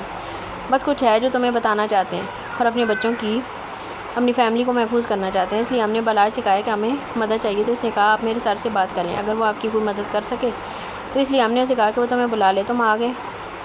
رحمان صاحب نے کچھ دیر پہلے ہونے والی سب کی گفتگو انہیں تفصیل سے بتائی، جس پر انہوں نے ہاں میں سر لایا۔ تم لوگ مجھے بتاؤ، بات تو بتاؤ۔ مہتاب صاحب کو اب تب چڑھی، بہت کچھ ہوا ہے اور یہ اسفندیار خانزادہ کی حالت دیکھ رہے ہو، یہ اسی نے کیا جس کے بارے میں ہم تم سے بات کرنا چاہتے ہیں۔ رحمان صاحب نے کہا کیا اتنا کچھ ہو گیا اور تم لوگوں نے مجھے بتایا نہیں؟ مہتاب صاحب نے شکوہ کیا، یار تم ملے ہی نہیں تو ہم تمہیں کیسے بتاتے؟ انہوں نے جواب دیا، ایک بات بتاؤ، کیزل یہاں آئی تھی؟ جس پر بلاج نے کہا ہاں آئی تھی۔ کیوں کہ وہ یہاں آئی تھی تو اس نے مجھے کیوں نہیں بتایا؟ اس نے اسفندیار خانزادہ اور رحمان ملک کو دیکھا ہے۔ مہتاب صاحب کو حیرانی ہوئی، کیا مطلب؟ کیزل آپ کو کیوں بتاتی؟ بلاج کو سمجھ نہیں آئی، کیزل میرے دوستوں کو جانتی ہے، میرے پاس ان کی تصویریں ہیں اور وہ انہیں جانتی ہے، اگر وہ یہاں آئی تھی تو اس نے مجھے کیوں نہیں بتایا؟ جس پر اسفندیار خانزادہ نے کہا کوئی بچی آئی تھی لیکن میں اپنے کمرے میں تھا، مجھے صرف خانزادی سائن نے بتایا کہ نیچے کیزل آئی ہے، لیکن مجھے نہیں پتا وہ تمہاری بیٹی ہے۔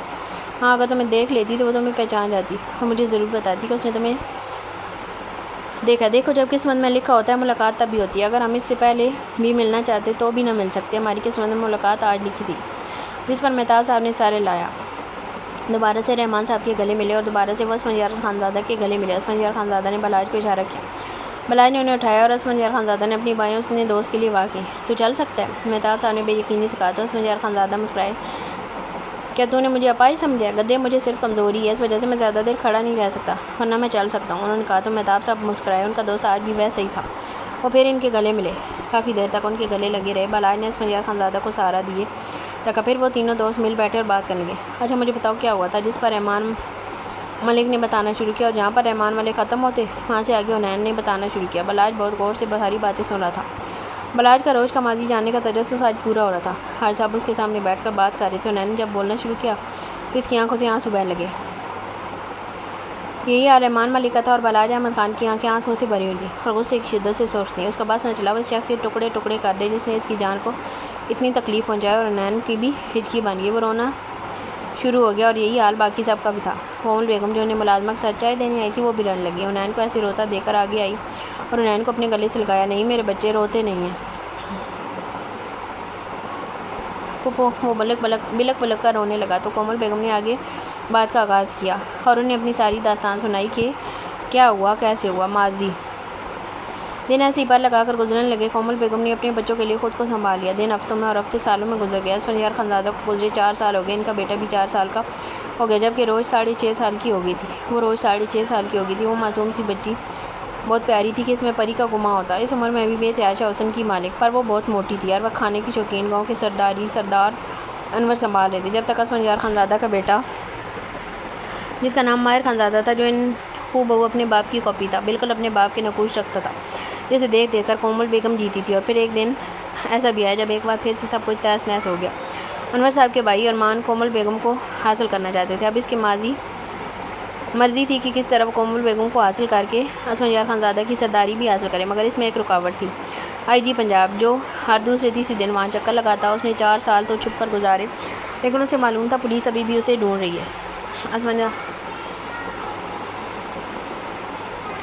اسفندیار خانزادہ نے اسے جیل سے رہا نہیں کروایا تھا، اس کی وجہ سے اسے سزا ہوئی تھی جس کو اس نے اپنی انا کا مسئلہ بنا لیا، مگر وہ بھول گیا تھا کہ اس نے کتنی معصوم لڑکیوں کی عزتوں کو داغدار کیا اور ان لڑکیوں کی اور اس کے بعد انہیں موت کی گھاٹ بھی اتارا تھا جس کی اسے سزا ملی، مگر وہ اپنی غلطی ماننے کے بجائے ایک ہنستے بستے خاندان کو برباد کر گیا، اور اب اس کی نظر 20 گاؤں کی سرداری پر تھی اور کومل بیگم پر تھی۔ اسے معلوم ہو گیا تھا کہ اسفندیار خانزادہ کا وارث ہے جس کے نام سب کچھ ہے، اور اب وہ اس وارث کو ختم کرنا چاہتا تھا۔ ایسے ہی ایک رات کو کومل بیگم کو محسوس ہوا کوئی ہے جو حویلی میں گھس آیا، مگر اپنا وہم سمجھ کر دوبارہ بچوں کی طرف متوجہ ہو گئی، مگر پھر کھٹکے کی آواز پر انہوں نے دروازے سے باہر جا کر دیکھا تو انہیں ہیولا سا نظر آیا، جسے دیکھ کر وہ جلدی سے کمرے میں گئے اور اندر سے کمرہ لاک کر لیا، جلدی سے فون ملانے لگی۔ دوسری طرف سے انور صاحب نے فون اٹھایا، بھائی صاحب گھر میں کوئی ہے؟ ان سے بولا نہیں جا رہا تھا۔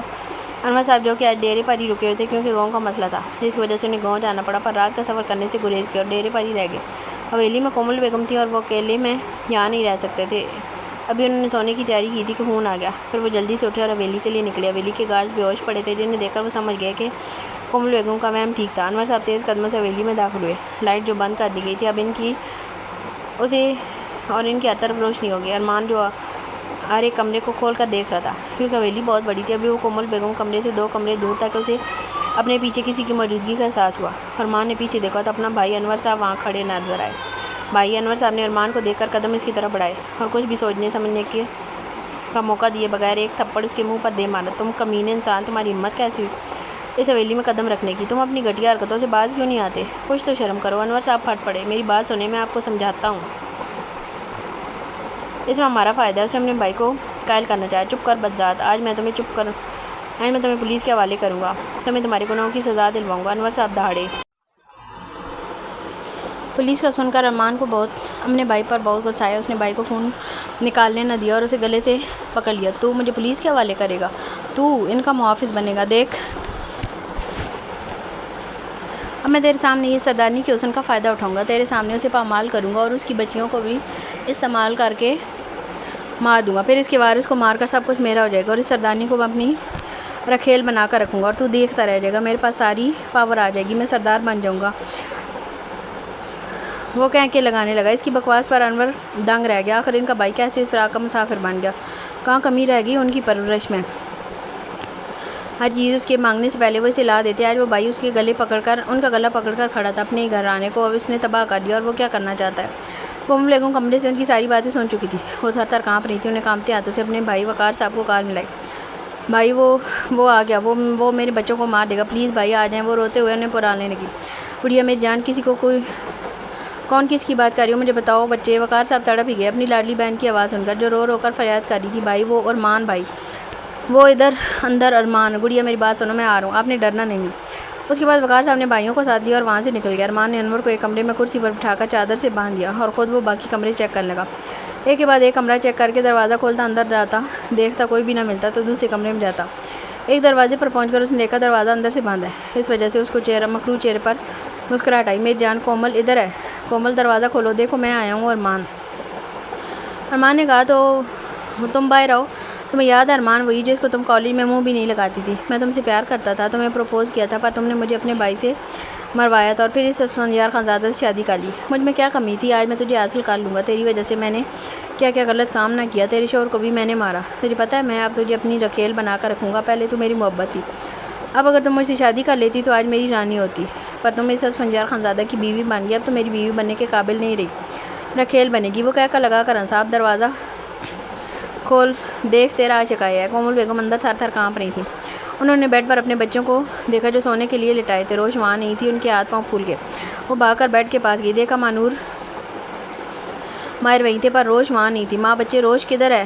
انہوں نے نور کو جگا کر پوچھا۔ ماما وہ تو باہر گئی تھی جب آپ گئی تھی، آپ کے پیچھے کیا ہوا ماما؟ آپ رو کیوں رہی ہیں؟ مانور جو کہ لگ بھگ 9 سال کی تھی وہ اپنی ماں کو یوں روتا ہوا دیکھ کر ان سے لپٹ گئی۔ ماما کیا ہوا؟ اس نے پھر پوچھا۔ نور بچے وہ آ گیا۔ بچے اب کیا ہوگا؟ وہ ہم سب کو بچے، اس نے آپ کے پاپا کو بھی مارا تھا۔ کومل بیگم رونے کے دوران ہچکیاں لیتے ہوئے بولی۔ وہ روش بھی باہر ہے، کیا کریں ہم؟ کومل بیگم رو رو کر ہلکان ہو رہی تھی۔ ارمان دروازہ کھٹکھٹا رہا تھا۔ کومل بیگم دروازہ نہیں کھول رہی تھی مگر دل میں دعا کر رہی تھی روش اس آدمی کے ہاتھ نہ آئے، مگر تقدیر کو تو کچھ اور ہی منظور تھا۔ ارمان دروازہ کھٹکھٹاتا تھک گیا پر کومل بیگم نے دروازہ نہ کھولا۔ وہ کوئی چیز ڈھونڈنے لگا جس سے دروازہ کھول کر وہ اندر جا سکے۔ ابھی وہ لاؤنج میں آیا ہی تھا کہ صوفے پر اس کی نظر پڑی جو وہیں سو رہی تھی۔ اس کے چہرے پر شیطانی مسکراہٹ آ گئی، اس کی آنکھیں چمکی۔ وہ قدم قدم چلتا روش کے پاس آیا جو سکون کی نیند سو رہی تھی۔ اس کے پاس پہنچ کر وہ اپنی غلیظ نظروں سے روش کو دیکھ رہا تھا۔ اس عمر میں بھی پریوں جیسا حسن تھا، وہ حیران کر دینے والا حسن تھا۔ روش کی گالوں کو چوتے چوتے اب اس کے ہاتھ روش کی گردن پر رینگ رہے تھے۔ اس کے گالوں کو لبوں سے چھوا اور اس کے نش کو اپنے غلیظ ہاتھوں سے چھو رہا تھا۔ اس نے روش کے گال پر اپنے دانت کاٹے، اس نے زور سے کاٹا کہ روش کے چہرے پر نشان پڑ گیا جس پر روش کی آنکھ کھل گئی اور اس نے جب کسی شخص کو دیکھا تو وہ ڈر گئی اور ماں نے جب اسے آنکھیں کھولے دیکھا تو اس کے چہرے پر مکروہ مسکراہٹ آ گیا۔ آپ کون ہیں ماں؟ روش نے معصومیت سے پوچھا۔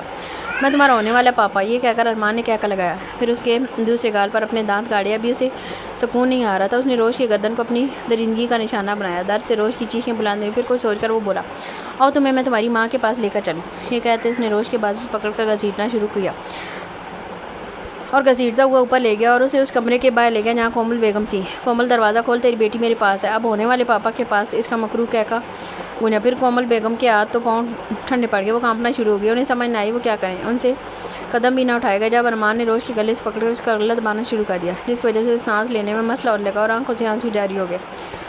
کومل دیکھ، میں تیری بیٹی کا کیا حال کر رہا ہوں، اب تو باہر آ جا، یہ سننا تھا۔ کومل بیگم نے جھٹ سے دروازہ کھولا اور جب دیکھا تو ان کی اپنی آنکھوں پر یقین آیا، ان کی معصوم بیٹی اس درندے کے قبضے میں تھی۔ پلیز پلیز اسے چھوڑ دو، اسے چھوڑ دو، پلیز چھوڑ دو، انہوں نے اس کی منتیں کرنی شروع کر دی، جس پر ارمان نے زور سے روش کو چھوڑا، جس پر اس کا سر دیوار کے ساتھ لگا اور اس کے منہ سے ایک چیخ نکلی۔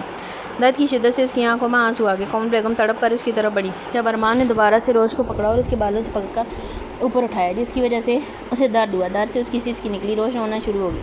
اس کا سر اتنی زور سے دیوار پر مارا کہ اس کے سر سے خون کی ایک لکیر نکلی۔ تجھے پہلے بولا تھا نا باہر آ، تو نہیں آئی، اب دیکھ میں تیرے سامنے تیری بیٹی کا کیا حال کرتا ہوں۔ پہلے میں نے سوچا کیوں نہ اس کی حسن کو خراج پیش کیا جائے، اس کی حسن کو فائدہ اٹھاؤں، میں اٹھا بھی لیتا، پر پھر پتہ ہے کیوں نہیں روندا، اسے بتاؤں، بول بتاؤں۔ ارمان نے زور سے چیخ کر کہتے ہی ساتھ میں آروش کو ایک تھپڑ مارا، جس پر کومل کے منہ سے چیخ نکلی، بول بتاؤں۔ ہاں ہاں بتاؤ، کومل بیگم نے کہا۔ کومل بیگم نے ایک لفظ کو بہت مشکل سے ادا کرتے ہوئے کہا۔ کومل کی بے بسی پر وہ کھل کے مسکرایا۔ میں نے تجھے بتاتا ہوں، میں اس لیے اس کی عزت کو پامال نہیں کیا کیونکہ تو اسے شادی کے بعد یہ میری بیٹی بن جائے گی، اچھا لگوں گا بیٹی کو پامال کرتا ہوا، یہ کہہ کر اس نے مکروہ کہہ کر لگایا۔ کومل بیگم پھوٹ پھوٹ کر رونے لگی، اس کے آگے ہاتھ جوڑ لیے۔ تم ایسے کیوں کر رہے ہو، ہم نے کیا بگاڑا ہے تمہارا؟ کومل بیگم روتے ہوئے بولی، ان سے بولنے بھی نہیں ہو رہا تھا، یہ تو تو پوچھ رہی ہے، تو ہاں ہاں تو نے کیا بگاڑا میرا، آپ بتاتا ہوں۔ روش رو رہی تھی، جبکہ کومل بیگم سے بات کرنے کے دوران ارمان نے روش کو گلے سے پکڑا اور غصے سے داڑا۔ تو چپ کرتی ہے کہ نہیں، بتا بتا، تیرا گلا دبا کر تجھے مار دوں، بول کمینی بول۔ یہ کہتے ساتھ ہی اس نے پھر سے روش کو زور سے جھٹکا، جس کی وجہ سے روش فرش پر جا گری اور ساتھ ہی وہ چیخنے لگی۔ اس کا درد سے برا حال تھا، جبکہ کومل کا تو کلیجہ منہ کو آ گیا، اس کی نازک بچی کے ساتھ یہ ظلم ہو رہا تھا اور وہ کچھ نہیں کر پا رہی تھی۔ اب بول، کیا پوچھ رہی تھی کہ تم نے کیا بگاڑا میرا؟ میں ارمان، جس کو تجھ سے بے پناہ محبت ہوئی، میں کالج کا سب سے قابل شریف لڑکا، تیرے عشق میں پاگل ہو گیا، تجھ سے محبت کا اظہار کیا، اور تم نے کیا کیا، مجھ کالج کے لڑکوں سے مار پڑوائی اور بعد میں اپنے بھائیوں سے کہہ کر مجھے کالج سے نکلوایا، میری تذلیل کروائی۔ کیا بگڑ جاتا تیرا اگر تو میری محبت قبول کر لیتی، میں ایسا نہ بنتا، میں آج میری کیا غلطی تھی جس کی سزا مجھے تو نے ایسے دی؟ کومل پریشان ہو گئی، انہیں تو معلوم ہی نہیں تھا کیا غلطی تھی میری، صرف یہ کہ تجھ سے محبت کی۔ بتا مجھے، ارمان داڑا، مجھے نہیں پتا تم کیا بات کر رہے ہو، پلیز مجھے نہیں معلوم۔ کومل بیگم نے کہا، واہ کیا کہنے تیرے میری زندگی برباد کر دی تو نے، اور تو کیسے انجان بن رہی ہے۔ ارمان کو غصہ آنے لگا، میں سچ کہہ رہی ہوں، میں اپنے بچوں کی قسم کھا کر رہتا ہوں، مجھے کچھ نہیں معلوم، پلیز میں کچھ نہیں جانتی۔ کومل بیگم نے اسے سچ بتایا۔ تم پھر جھوٹ بول رہی ہو، وہ کہتے ساتھ کومل کی طرف بڑھا اور اس کے بالوں سے پکڑ کر کومل کے چہرے سے پھنکارا۔ اب دیکھ میں تیرے ساتھ کیا کروں گا، تمہارے اس معصوم چہرے پر مار مٹاتا، تیرے اب اسی چہرے کو کسی کے بھی دیکھنے کے قابل نہیں چھوڑوں گا۔ وہ کہتے ہی انہیں گھسیٹتا ہوا اندر لے گیا، جہاں انوار کو باندھا ہوا تھا، جو اپنے بازو کھولنے کی کوشش کر رہا تھا۔ کیا کر رہے ہو، چھوڑو مجھے، تم پاگل ہو گئی ہو۔ کومل بیگم نے کہا، میں پاگل ہو گئی ہوں، تمہاری وجہ سے میں آج اس حال میں پہنچا ہوں۔ ارمان تم اب کچھ بھی نہیں کرو گے، چھوڑو اسے۔ انوار نے ارمان سے کہا، بھائی آپ بھی اس کا ساتھ دے رہے ہیں، آپ کو پتہ ہے نا میں اس کی وجہ سے اس حال تک پہنچا ہوں، اس کی وجہ سے میں ایسا بن گیا ہوں، اب یہ میری بنے گی، میں اسے حاصل کر کے رہوں گا، ورنہ اس کے بیٹے کو مار دوں گا، میں اس کے وارث کو مار کر اس سے شادی کروں گا، یہ سب کچھ میرا ہو جائے گا، کوئی مجھے کچھ نہیں کہہ سکے گا۔ یہ کہتے ساتھ اس نے کومل بیگم کو بیڈ پر گرا دیا۔ اب آپ دیکھیں گے میں اپنا انتقام آج پورا کروں گا۔ انور صاحب نے اسے بات رکھنا چاہا، لیکن اس نے ان کی باتوں پر کان نہ دھرے اور کومل کے چہرے کو دیکھا جو رو رہی تھی۔ ہاں ایسے ہی رو، تجھے ایسے ہی تڑپانا چاہتا ہوں میں، لیکن کیا فائدہ تجھے ایسے رون کر، تجھے تو فرق نہیں پڑے گا۔ ایسے کرتا ہوں تیری بیٹی کا ایسا حال کرتا ہوں کہ ساری زندگی تو روئے اس کے غم میں۔ اب اس کے شیطانی دماغ میں پتہ نہیں کیا سمائی، وہ یہ کہہ کر باہر نکل گیا، جہاں پر روز زمین پر روندے میں منہ پڑی تھی۔ اس نے اسے بالوں سے پکڑا اور گھسیٹتے ہوئے اندر لایا، اسے ایسے گھسیٹتے ہوئے اندر لایا جس پہ روش کی چیخیں نکل گئیں، کیونکہ آگے اس کے سر پر چوٹ لگی ہوئی تھی۔ ارمان کا ایسے درندوں کی طرح سے گھسیٹ کر لانا اس معصوم جان پر عذاب بن گیا۔ اس نے روش کو بازو سے پکڑ کر جھنجھوڑ کر کھڑا کیا اور پھر کومل بیگم سے کہا، دیکھ میں تیری بیٹی کا کیا حال کرتا ہوں، تو نے مجھے دھتکارا تھا نا، دیکھ میں تیری بیٹی کو اس قابل نہیں چھوڑوں گا، میں اسے ایسے بنا دوں گا کہ ہر کوئی اسے دھتکارے گا، دیکھنا تیری بیٹی کا کوئی سہارا نہیں بنے گا، پر میں اس کا سہارا ضرور بنوں گا۔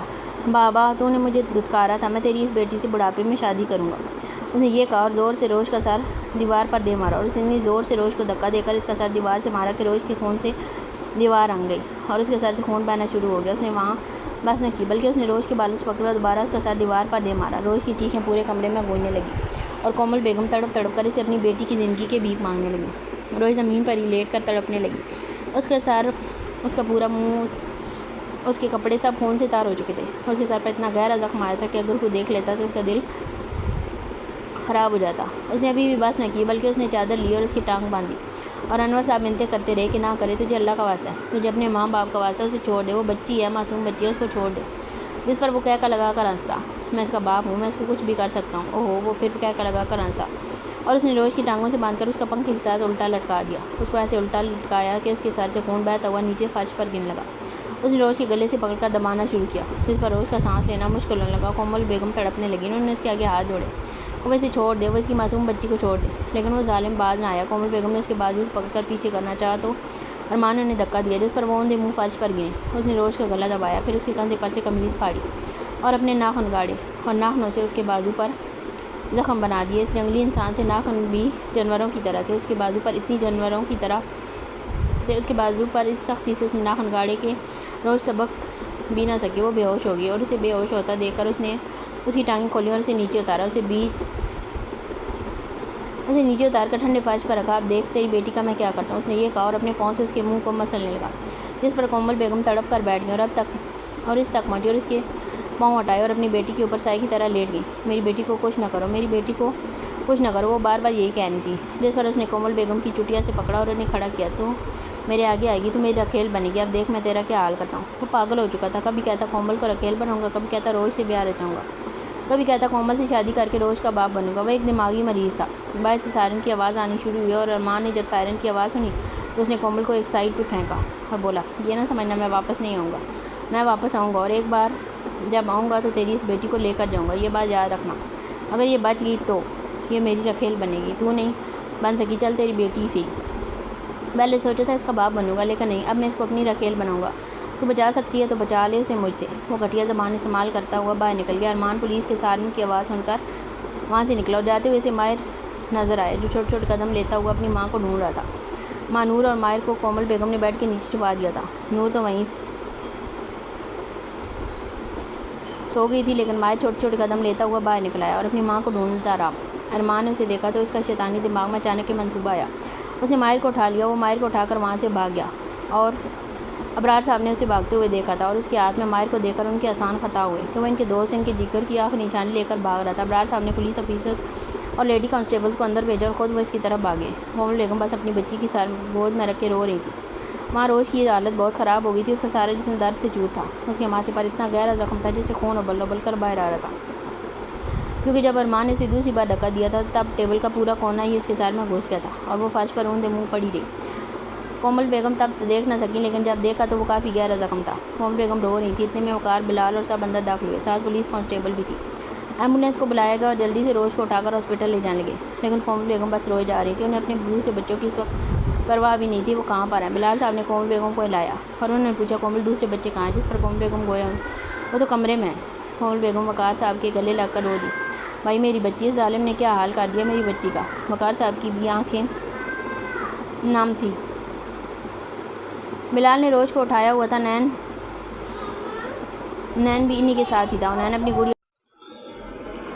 अपनी गुड़िया को इस हालत में देखकर रो रहा था। कोमल बेगम भागती हुई कमरे में गई, देखा नूर तो बेड के नीचे ही पड़ी सोई हुई है और माहिर वहाँ नहीं था। माहिर को आवाज़ें देती हुई बाहर निकली। माहिर कहीं नहीं है। उसने वकार साहब को बताया तो वहीं देखो, गुड़िया वहीं होगा। नहीं भाई वो नहीं है, वो मेरे बेटे को ले गया। वकार साहब ने उसे टाइम अबरार साहब को कॉल किया। आगे से जो मालूम हुआ इससे घर की छत इनके सर पर गई। उन्हें मालूम हुआ कि अरमान इनका बेटा लेकर भाग गया, वो इसके पीछे है, वो इसे लेकर पता नहीं कहाँ गया, वो इन्हें नहीं मिला। जिस पर कोमल बेगम भी वहीं बेहोश हो गई। उन्हें भी हॉस्पिटल में मुंतकिल किया। कोमल बेगम को जब होश आया तो उन्होंने सबसे पहले अपनी रोज़ का पूछा, मेरी बेटी कैसी है? जिस पर वकार साहब ने कोमल बेगम को बताया कि दुआ करो वो ठीक हो जाए। भाई क्या हुआ? तो इसका ऑपरेशन चल रहा है, कोई नोकीली चीज़ सर पर लगी है, इसकी वजह से काफ़ी खून बह चुका है और खून भी लगाया गया, लेकिन फिर भी कोई फ़र्क नहीं पड़ा। वकार साहब से आगे बोलने की हिम्मत ना हुई। भाई साहब मेरी बच्ची को कुछ नहीं होना चाहिए, मेरे पास बस यही 3 सहारे रह गए हैं। तीन पर कोमल बेगम को याद आया, उनका माहिर वो ले गया, मेरा माहिर। जिस पर वकार साहब ने अपनी नज़रें चुराई। आप मुझे बताएं क्या हुआ मेरा माहिर को? गुड़िया वो नहीं मिला, इब्रार उसे ढूंढ रहा है। नहीं भाई प्लीज़ ये मत कहिएगा, स्पंजार को और रूह को खो चुकी हूँ, एक बेटी खो चुकी हूँ, अब मुझ में कुछ को खोने की सकत है। भाई प्लीज़ ऐसे ना कहिएगा। जिस पर वकार साहब की आंखें नम हो गई। गुड़िया वो नहीं मिल रहा। नहीं भाई उसे ये कहीं से ला दें मुझे प्लीज़, اب میری گود نہ اجاڑیں بھائی، میری سونی گود کو بات دیں بھائی، مجھے میرا بچہ لا کر دیں۔ کومل بیگم رونے لگیں۔ ایک طرف ان کی بیٹی اور دوسری طرف ان کا روش کا آپریشن ہو چکا تھا، لیکن ابھی تک اس کی حالت بہت نازک تھی۔ ڈاکٹر نے بول دیا تھا اگر اسے ہوش آئے تو ٹھیک، ورنہ ہماری طرف سے اجازت ہے۔ اور کومل بیگم ہاں بلک بلک کر رونے لگی۔ ان کے پاس اب بچہ ہی کیا تھا، صرف مانور۔ اسے اپنے سینے سے لگا کر وہ روتے ہوئے بولی، مانور تمہارے بہن بھائی بھی اب تمہارے پاپا اور روح کی طرح ہمیں چھوڑ کر چلے گئے۔ بچے ہم دونوں اکیلے رہ گئے۔ کومل بیگم روتی ہوئی بار بار یہ کہہ رہی تھی۔ حنین سے دیکھا نہ گیا، وہ بھاگ کر آئے۔ پھوپھو آپ ایسے کیوں بولتی ہیں؟ میں ہوں آپ کا بیٹا، میں آپ کے ساتھ رہوں گا، میں آپ کے پاس رہوں گا۔ جیسے کومل بیگم نے اپنے سینے سے لگایا، میرا بچہ دیکھ تیری پھوپھو اجڑ گئی۔ اس کا آہستہ آہستہ گھر اجڑ گیا، کسی کی نظر کھا گئی۔ تیری پھوپھو خوشیوں کو بس یہی بولے جا رہی تھی اور رو رہی تھی۔ اتنے میں وہاں پر ایمرجنسی الرٹ ہوا اور ہر طرف افراتفری مچ گئی، کیونکہ ٹرین پٹری سے اتر گئی تھی، جس کی وجہ سے حادثہ پیش آیا اور اسپتال میں ایمرجنسی نافذ کی گئی۔ وہیں پر ایک بچہ اسٹریچر پر لایا گیا، جس کے ساتھ اس کی ماں کی بھی باڈی پڑی تھی۔ وہ جیسے ان کے سامنے سے گزرے، اس کومل بیگم کی نظر اس کے گلے میں موجود لاکٹ پر پڑی۔ وہ بھاگتی ہوئی اس تک گئی۔ وہ تقریباً 4-5 سال کا بچہ تھا۔ بچے کے گلے میں چین۔ کومل بیگم نے جب وہ لاکٹ دیکھا تو انہوں نے رونا شروع کر دیا، کیونکہ وہ ان کے ماہر خانزادہ کا لاکٹ تھا، کیونکہ وہ لاکٹ چاندی کا بنا ہوا تھا جس میں اس کا نام لکھا ہوا تھا۔ کومل بیگم اس لاکٹ کو گلے لگا کر خوب روئیں۔ انہوں نے سمجھا وہ ان کا ماہر ہے۔ انہوں نے اس بچے کی حالت دیکھی تو وہیں غش کھا کر گر گئیں۔ انہیں جلدی سے ایمرجنسی میں لے جایا گیا، کیونکہ ان کا بی پی شوٹ کر گیا تھا اور ان کی حالت کافی خراب ہو چکی تھی۔ انہیں انڈر آبزرویشن رکھا گیا تھا۔ کافی گھنٹوں کے بعد جا کر انہیں ہوش آیا، لیکن پھر بھی بار بار وہ رو رہی تھی، جس پر اماں بھی نے انہیں سہارا دیا۔ نہ رو میری بچی، تیری بچیوں کو تمہاری ضرورت ہے۔ تمہارا بیٹا تو چلا گیا، لیکن تمہاری بچیوں کو تمہاری ضرورت ہے۔ اماں کے بتانے پر انہیں یاد آیا کہ ان کی روش تو ہاسپٹل میں۔ میری بچی بیٹا ابھی تک اسے ہوش نہیں آیا۔ ڈاکٹر نے جواب دے دیا۔ وہ بولتے ہیں کہ ہم کچھ نہیں کر سکتے، یا تو کوما میں چلی جائے گی یا وہ ساری زندگی کے لیے پاگل ہو جائے گی۔ بچے بس تو دعا کر، اماں ایسے نہ کہیں۔ کومل بیگم تڑپ ہی گئیں۔ بچے ہم اب کچھ نہیں کر سکتے، تمہیں ہمت کرنی ہوگی، اماں بھی نے کہا۔ تو کومل بیگم ٹوٹ ٹوٹ کر رونے لگی۔ اماں بھی نے کہا حوصلہ رکھ، اللہ تعالیٰ کی مرضی تھی، جو اللہ کی مرضی ہوتی ہے وہی ہوتا ہے۔ طویل انتظار کے بعد روش کو ہوش آیا۔ وہ چیخنے چلانے لگی۔ اسے دوبارہ سے نیند کا انجیکشن دے کر سلا دیا گیا تاکہ وہ پرسکون رہے۔ وہ جتنا پرسکون رہتی اتنا ہی اس کے لیے اچھا ہوتا، اس لیے اسے پرسکون کرنے کے لیے اسے نیند کا انجیکشن دیا گیا۔ ڈاکٹر نے آ کر بتایا وہ ہوش میں تو آ گئی ہے، لیکن ابھی بھی اس کی حالت کافی کریٹیکل ہے، اس کا بہت خیال رکھنا پڑے گا۔ کومل بیگم نے کہا میں اس کا بہت خیال رکھوں گی، بس مجھے میری بیٹی ٹھیک کر کے دے دیں۔ ڈاکٹر صاحبہ نے اس عورت کی طرف دیکھا جو 4 دن سے یہاں پڑی ہوئی تھی اپنی بچی کے لیے۔ بیچ میں خود بھی اس کی طبیعت خراب ہو گئی تھی۔ ڈاکٹر نے انہیں حوصلہ دیا، فکر نہ کریں، آپ کی بچی بہت جلد ٹھیک ہو جائے گی، ہم پوری کوشش کر رہے ہیں۔ تو کومل بیگم نے اس کے آگے ہاتھ جوڑ دیا۔ آپ کا بہت شکریہ، اللہ کے بعد میں آپ کا شکریہ ادا کرتی ہوں جس نے میری بچی کی زندگی بچائی۔ تو ڈاکٹر کی آنکھیں نم ہوں گی۔ انہوں نے کومل بیگم کو شولڈر پر ہاتھ رکھا۔ بے فکر رہیں، آپ کی بچی بالکل ٹھیک ہو جائے گی، لیکن کچھ کیئر کرنی پڑے گی۔ جس پر کومل بیگم نے جلدی سے آنکھیں صاف کیں۔ میں سب کچھ کر لوں گی، جو کچھ من پڑا میں کروں گی، بس میری بچی کو ٹھیک کر دیں۔ انہوں نے کومل بیگم کو اللہ تعالیٰ سب بہتر کرے گا، ڈاکٹر نے یہ کہا اور وہ چلی گئی۔ ابرار صاحب کو بھی اطلاع مل چکی تھی کہ ماہر کی لاش ملی ہے، لیکن پتہ نہیں کیوں انہیں لگتا تھا وہ ماہر نہیں ہے، بلکہ کچھ تو ایسا ہے جو ان سے مس ہو گیا تھا، کیونکہ وہ اس کے پیچھے گئے تھے تو وہ ریلوے اسٹیشن کی طرف بھاگا تھا اور وہاں پر وہ حادثہ ہو گیا۔ لیکن 2-3 دن کے بعد پولیس اسٹیشن میں رپورٹ درج ہوئی کہ پاس کی ایک بستی میں ایک پرانا گھر ہے، جہاں سے بچے کے رونے کی مسلسل 2 دن سے آوازیں آ رہی ہیں۔ ایک بزرگ نے ریکویسٹ کی وہاں جا کر دیکھیں۔ ابرار صاحب نے 2 پولیس کانسٹیبل اور ایک انسپکٹر کو وہاں کی صورتحال پتہ کروانے کے لیے بھیجا۔ خود وہ کسی ضروری کام سے چلے گئے اور جب شام کو لوٹ کر آئے تو پولیس اسٹیشن میں بچہ رو رہا تھا۔ یہ کس کے بچے کی آواز ہے؟ انہوں نے پوچھا۔ اسی بچے کی آواز ہے، گھر میں اکیلا پڑا ہوا تھا اور کوئی بھی گھر میں موجود نہیں تھا، بھوک سے رو رہا تھا اور ہم اسے یہاں لے آئے۔ کانسٹیبل نے انہیں تفصیل بتائی۔ اچھا، ایسے دودھ وغیرہ دیا؟ انہوں نے پوچھا۔ سر ہم نے دودھ دیا ہے۔ بچے کی کیا عمر ہے؟ کس خیال کے تحت انہوں نے پوچھا۔ سر بچہ بہت چھوٹا ہے، 4 سال کا ہوگا۔ عجیب بات ہے، لوگ اپنے بچوں کو ایسے چھوڑ کر چلے جاتے ہیں۔ سر صاحب کہتے ہیں کہ یہ اس کا بچہ نہیں ہے، کسی کا چرا کر لایا ہے اور خود وہ اوپر سے شام سے غائب ہے۔ بچہ مسلسل رو رہا تھا۔ اچھا بچہ کدھر ہے؟ سر وہ اس کمرے میں ہے۔ ابرار صاحب اس کمرے میں گئے تو وہاں اس بچے کو دیکھ کر تیز قدموں سے استہ گئے۔ ماہر میرا بچہ، انہوں نے اسے اٹھا کر اپنے سینے سے لگایا۔ وہ اسے پہچان گئے تھے کیونکہ وہ ان کے دوست کی کاپی تھا۔ وہ اسفندیار خانزادہ کی طرح لگتا تھا۔ انہوں نے اسے اٹھا کر اپنے گلے سے لگایا اور رونے لگے۔ ماہر بھی اپنے انکل کو دیکھ کر خوش ہو گیا۔ انکل ماہر نے اپنی توتلی زبان سے انہیں بولا۔ ہاں میرے بچے، میں آپ کا انکل ہوں۔ کیا ہوا میرے بچے کو؟ آپ کہاں چلے گئے تھے؟ جس پر انہوں نے اسے اپنے سینے سے لگایا تھا اور پیار کیا۔ انسپکٹر حیرانگی سے دیکھنے لگا کہ صاحب کو کیا ہوا ہے؟ انکل بہت تدبی ہے، ماہر نے ابرار صاحب کو کہا۔ اسے بھوک لگی ہے۔ ابرار صاحب تڑپ گئے ان کی بات سن کر۔ جلدی سے جاؤ دودھ منگواؤ۔ کیا کھائے گا میرا بچہ؟ انہوں نے اس سے پوچھا۔ انکل اس نے پھر بولا۔ اسے بھوک لگی تھی جس کی وجہ سے وہ رو رہا تھا اور اپنی توتلی زبان میں کھانا مانگ رہا تھا جس کی کسی کو کوئی سمجھ نہیں آ رہی تھی۔ تو انہوں نے جلدی سے اسے دودھ پلایا، لیکن وہ 2 دن کا بھوکا بچہ، اسے بھوک لگی تھی۔ اس نے پھر کہا انکل بھوت، ابرار صاحب پھوٹ پھوٹ کر رو دیے۔ انہیں لگا ان کا دل پھٹ جائے گا۔ میرے بچے کو بھوک لگی ہے، جس پر اس نے سار لایا اور اس نے پھر کہا بھوک لگی ہے۔ ابرار صاحب زور سے دوڑے، جلدی سے کچھ کھانے کے لیے لے کے آؤ میرے بچے کے لیے۔ سب انسپکٹر بھاگتا ہوا گیا اور دودھ لایا، ساتھ فروٹس اور بہت سے اسنیکس بھی لے آیا۔ ابرار صاحب نے اسے اپنی گود میں لٹایا اور اس کے چہرے اور اس کے جسم پر جگہ جگہ نشان بنے تھے، جیسے کسی نے ہاتھوں سے پکڑ کے صحیح جھنجھوڑا ہو۔ ہاتھوں کے نشان تھے اس کے بازو پر، اپنے لب اس کے ماتھے پر پیار کیا۔ جا کر کپڑوں کا انتظام کرو، نیم گرم پانی ٹاپ میں لاؤ۔ ابرار صاحب اسے اپنی گود میں بٹھا کر دودھ پلانے لگے اور وہ سارا دودھ پی گیا۔ اسے اتنی بھوک لگی تھی۔ انہوں نے اسے فروٹس بھی کھلائے۔ ابرار کی آنکھیں بار بار نم ہو رہی تھیں، جنہیں وہ بار بار صاف کر رہے تھے۔ انہوں نے ایک بار پھر اسے اپنے سینے سے لگایا اور پھوٹ پھوٹ کر رو دیے۔ وہ ان کے دوست کی نشانی تھا، اس کا وارث۔ انہوں نے سوچ لیا کہ اگر اس کے گھر والے سمجھ رہے ہیں کہ وہ مر گیا تو اسے مرے ہی رہنے دیں، کسی کو نہ بتائیں کہ ماہر زندہ ہے، کیا پتہ وہ دوبارہ سے ماہر کو نقصان نہ پہنچائے۔ اس لیے انہوں نے فیصلہ کیا کہ وہ ماہر کو لے کر اپنے دوست کی آخری نشانی اس کے وارث کو لے کر کہیں اور چلے جائیں گے۔ انہوں نے اپنا سب کچھ وہیں چھوڑا، اپنا کیریئر، اپنی جاب، سب کو چھوڑ کر اپنی بیٹی، بیوی اور ماہر کو لے کر وہ ہمیشہ ہمیشہ کے لیے پاکستان سے چلے گئے۔ ان کا ارادہ تھا جب ماہر بڑا ہوگا تو وہ واپس لے کر آئیں گے، اپنے دوست کی وہ نشانی سنبھال کر رکھیں گے، کیونکہ اس کی جائیداد کا وہ وارث تھا، وہی اس کے بعد اس نے سب کچھ سنبھالنا تھا۔ اس لیے اس کی پرورش بہت ضروری تھی، اس کی زندگی کی حفاظت بہت ضروری تھی۔ انہیں پتہ تھا اگر ارمان کو پتہ چلا کہ وہ زندہ ہے تو وہ اسے مار دے گا۔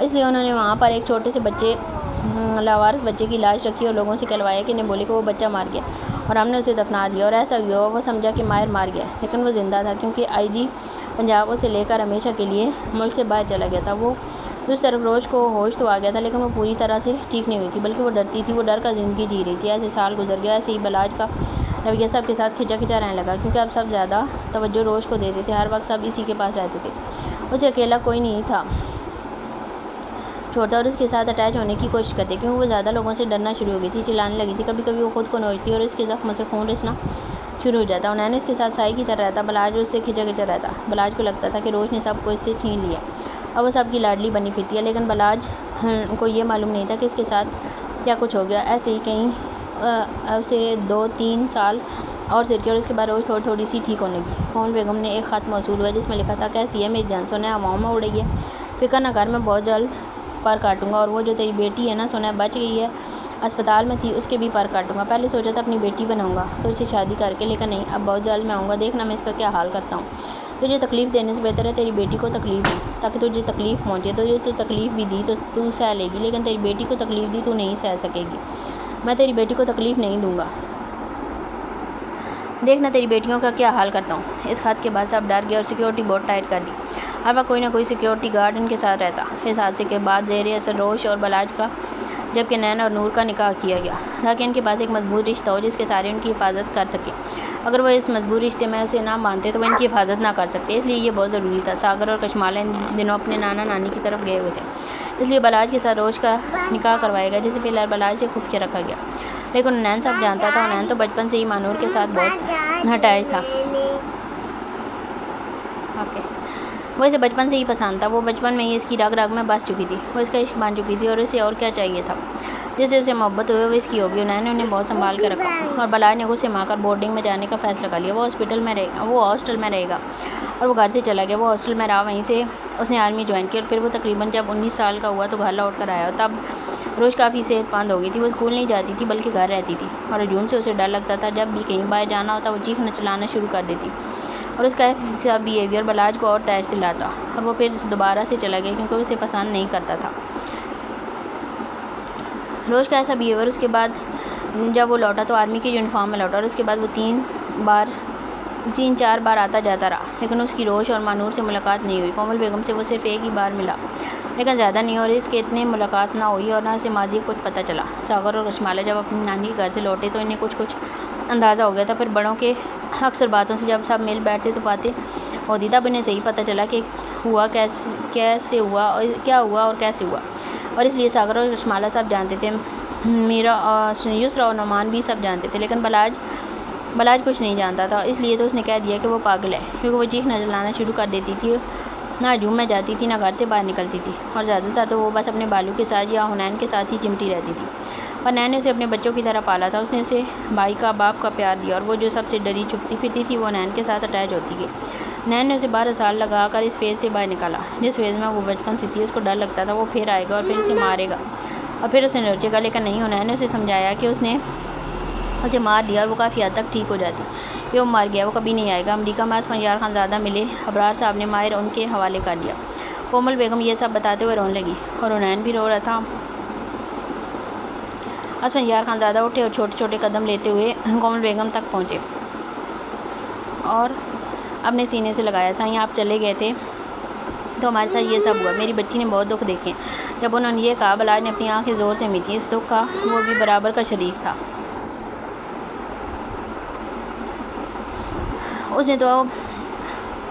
اس نے بھی تو اسے کتنے دکھ دیے، تکلیف دی۔ بلاج کو خود پر رہ رہ کر غصہ آ رہا تھا، وہ کیوں نہ سمجھا کہ اس کے پیچھے کیا وجہ ہو سکتی ہے۔ مہتاب صاحب کی بھی آنکھیں نم تھیں۔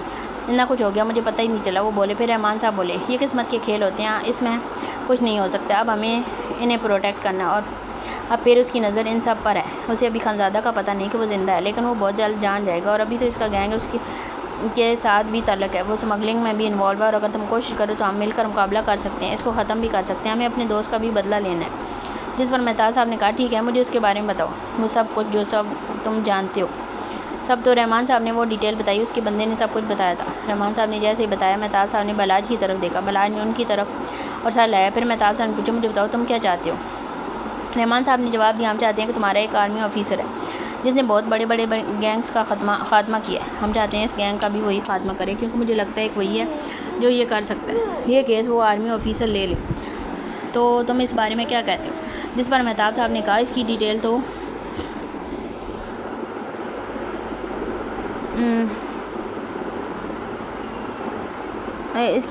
رحمان صاحب نے انہیں بتایا، پھر بولے کہ ہمیں اس کا نام نہیں پتہ، لیکن اس نے سنا ایک بہت بڑے گینگ کو ختم کیا اس نے، یہ بھی اس طرح کا ایک گینگ ہے جس سے ہمارے ملک کی بربادی ہو رہی ہے، بچے ڈرگس کے عادی ہوتے جا رہے ہیں، اسکول اور کالجوں میں بھی اس نے کام شروع کر دیا ہے، بہت مشکل ہے اس پر راہ ڈالنا، کیونکہ یہ بزنس کرتا ہے اور بزنس کی آڑ میں سب کام کرتا ہے۔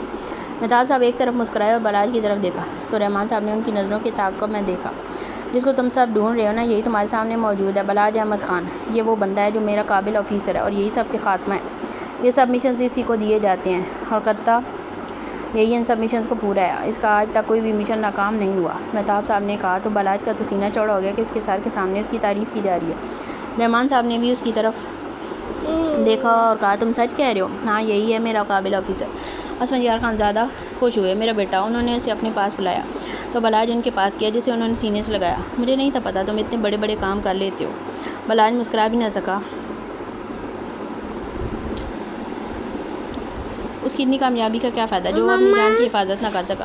یہ تو میری ڈیوٹی ہے انکل، بلاج نے کہا۔ بیٹا ابھی تم نے یہ بھی کرنا ہے۔ پھر بلاج نے کہا، ابھی آپ سب کو میں کچھ بتاؤں؟ ہاں بتاؤ، مہتاب نے کہا۔ سر، آج میں آپ کو رپورٹ جمع کروانے والا تھا اس گینگ کے بارے میں نے ساری انفارمیشن لے لی ہے، بس اب ہم نے ان پر اپنا گھیرا تنگ کرنا ہے۔ اس نے بتایا، تو ٹھیک ہے، پھر ان سے اب ہمارا ذاتی بدلہ بھی نکلتا ہے، تو ٹھیک ہے، تم سے جو بن پڑتا ہے کرو، اور کسی اور چیز کی ضرورت ہو مجھے بتا دینا، تمہاری پوری سہولت مہیا کی جائے گی۔ جس پر بلاج نے یس سر کہا۔ مہتاب صاحب مسکرائے۔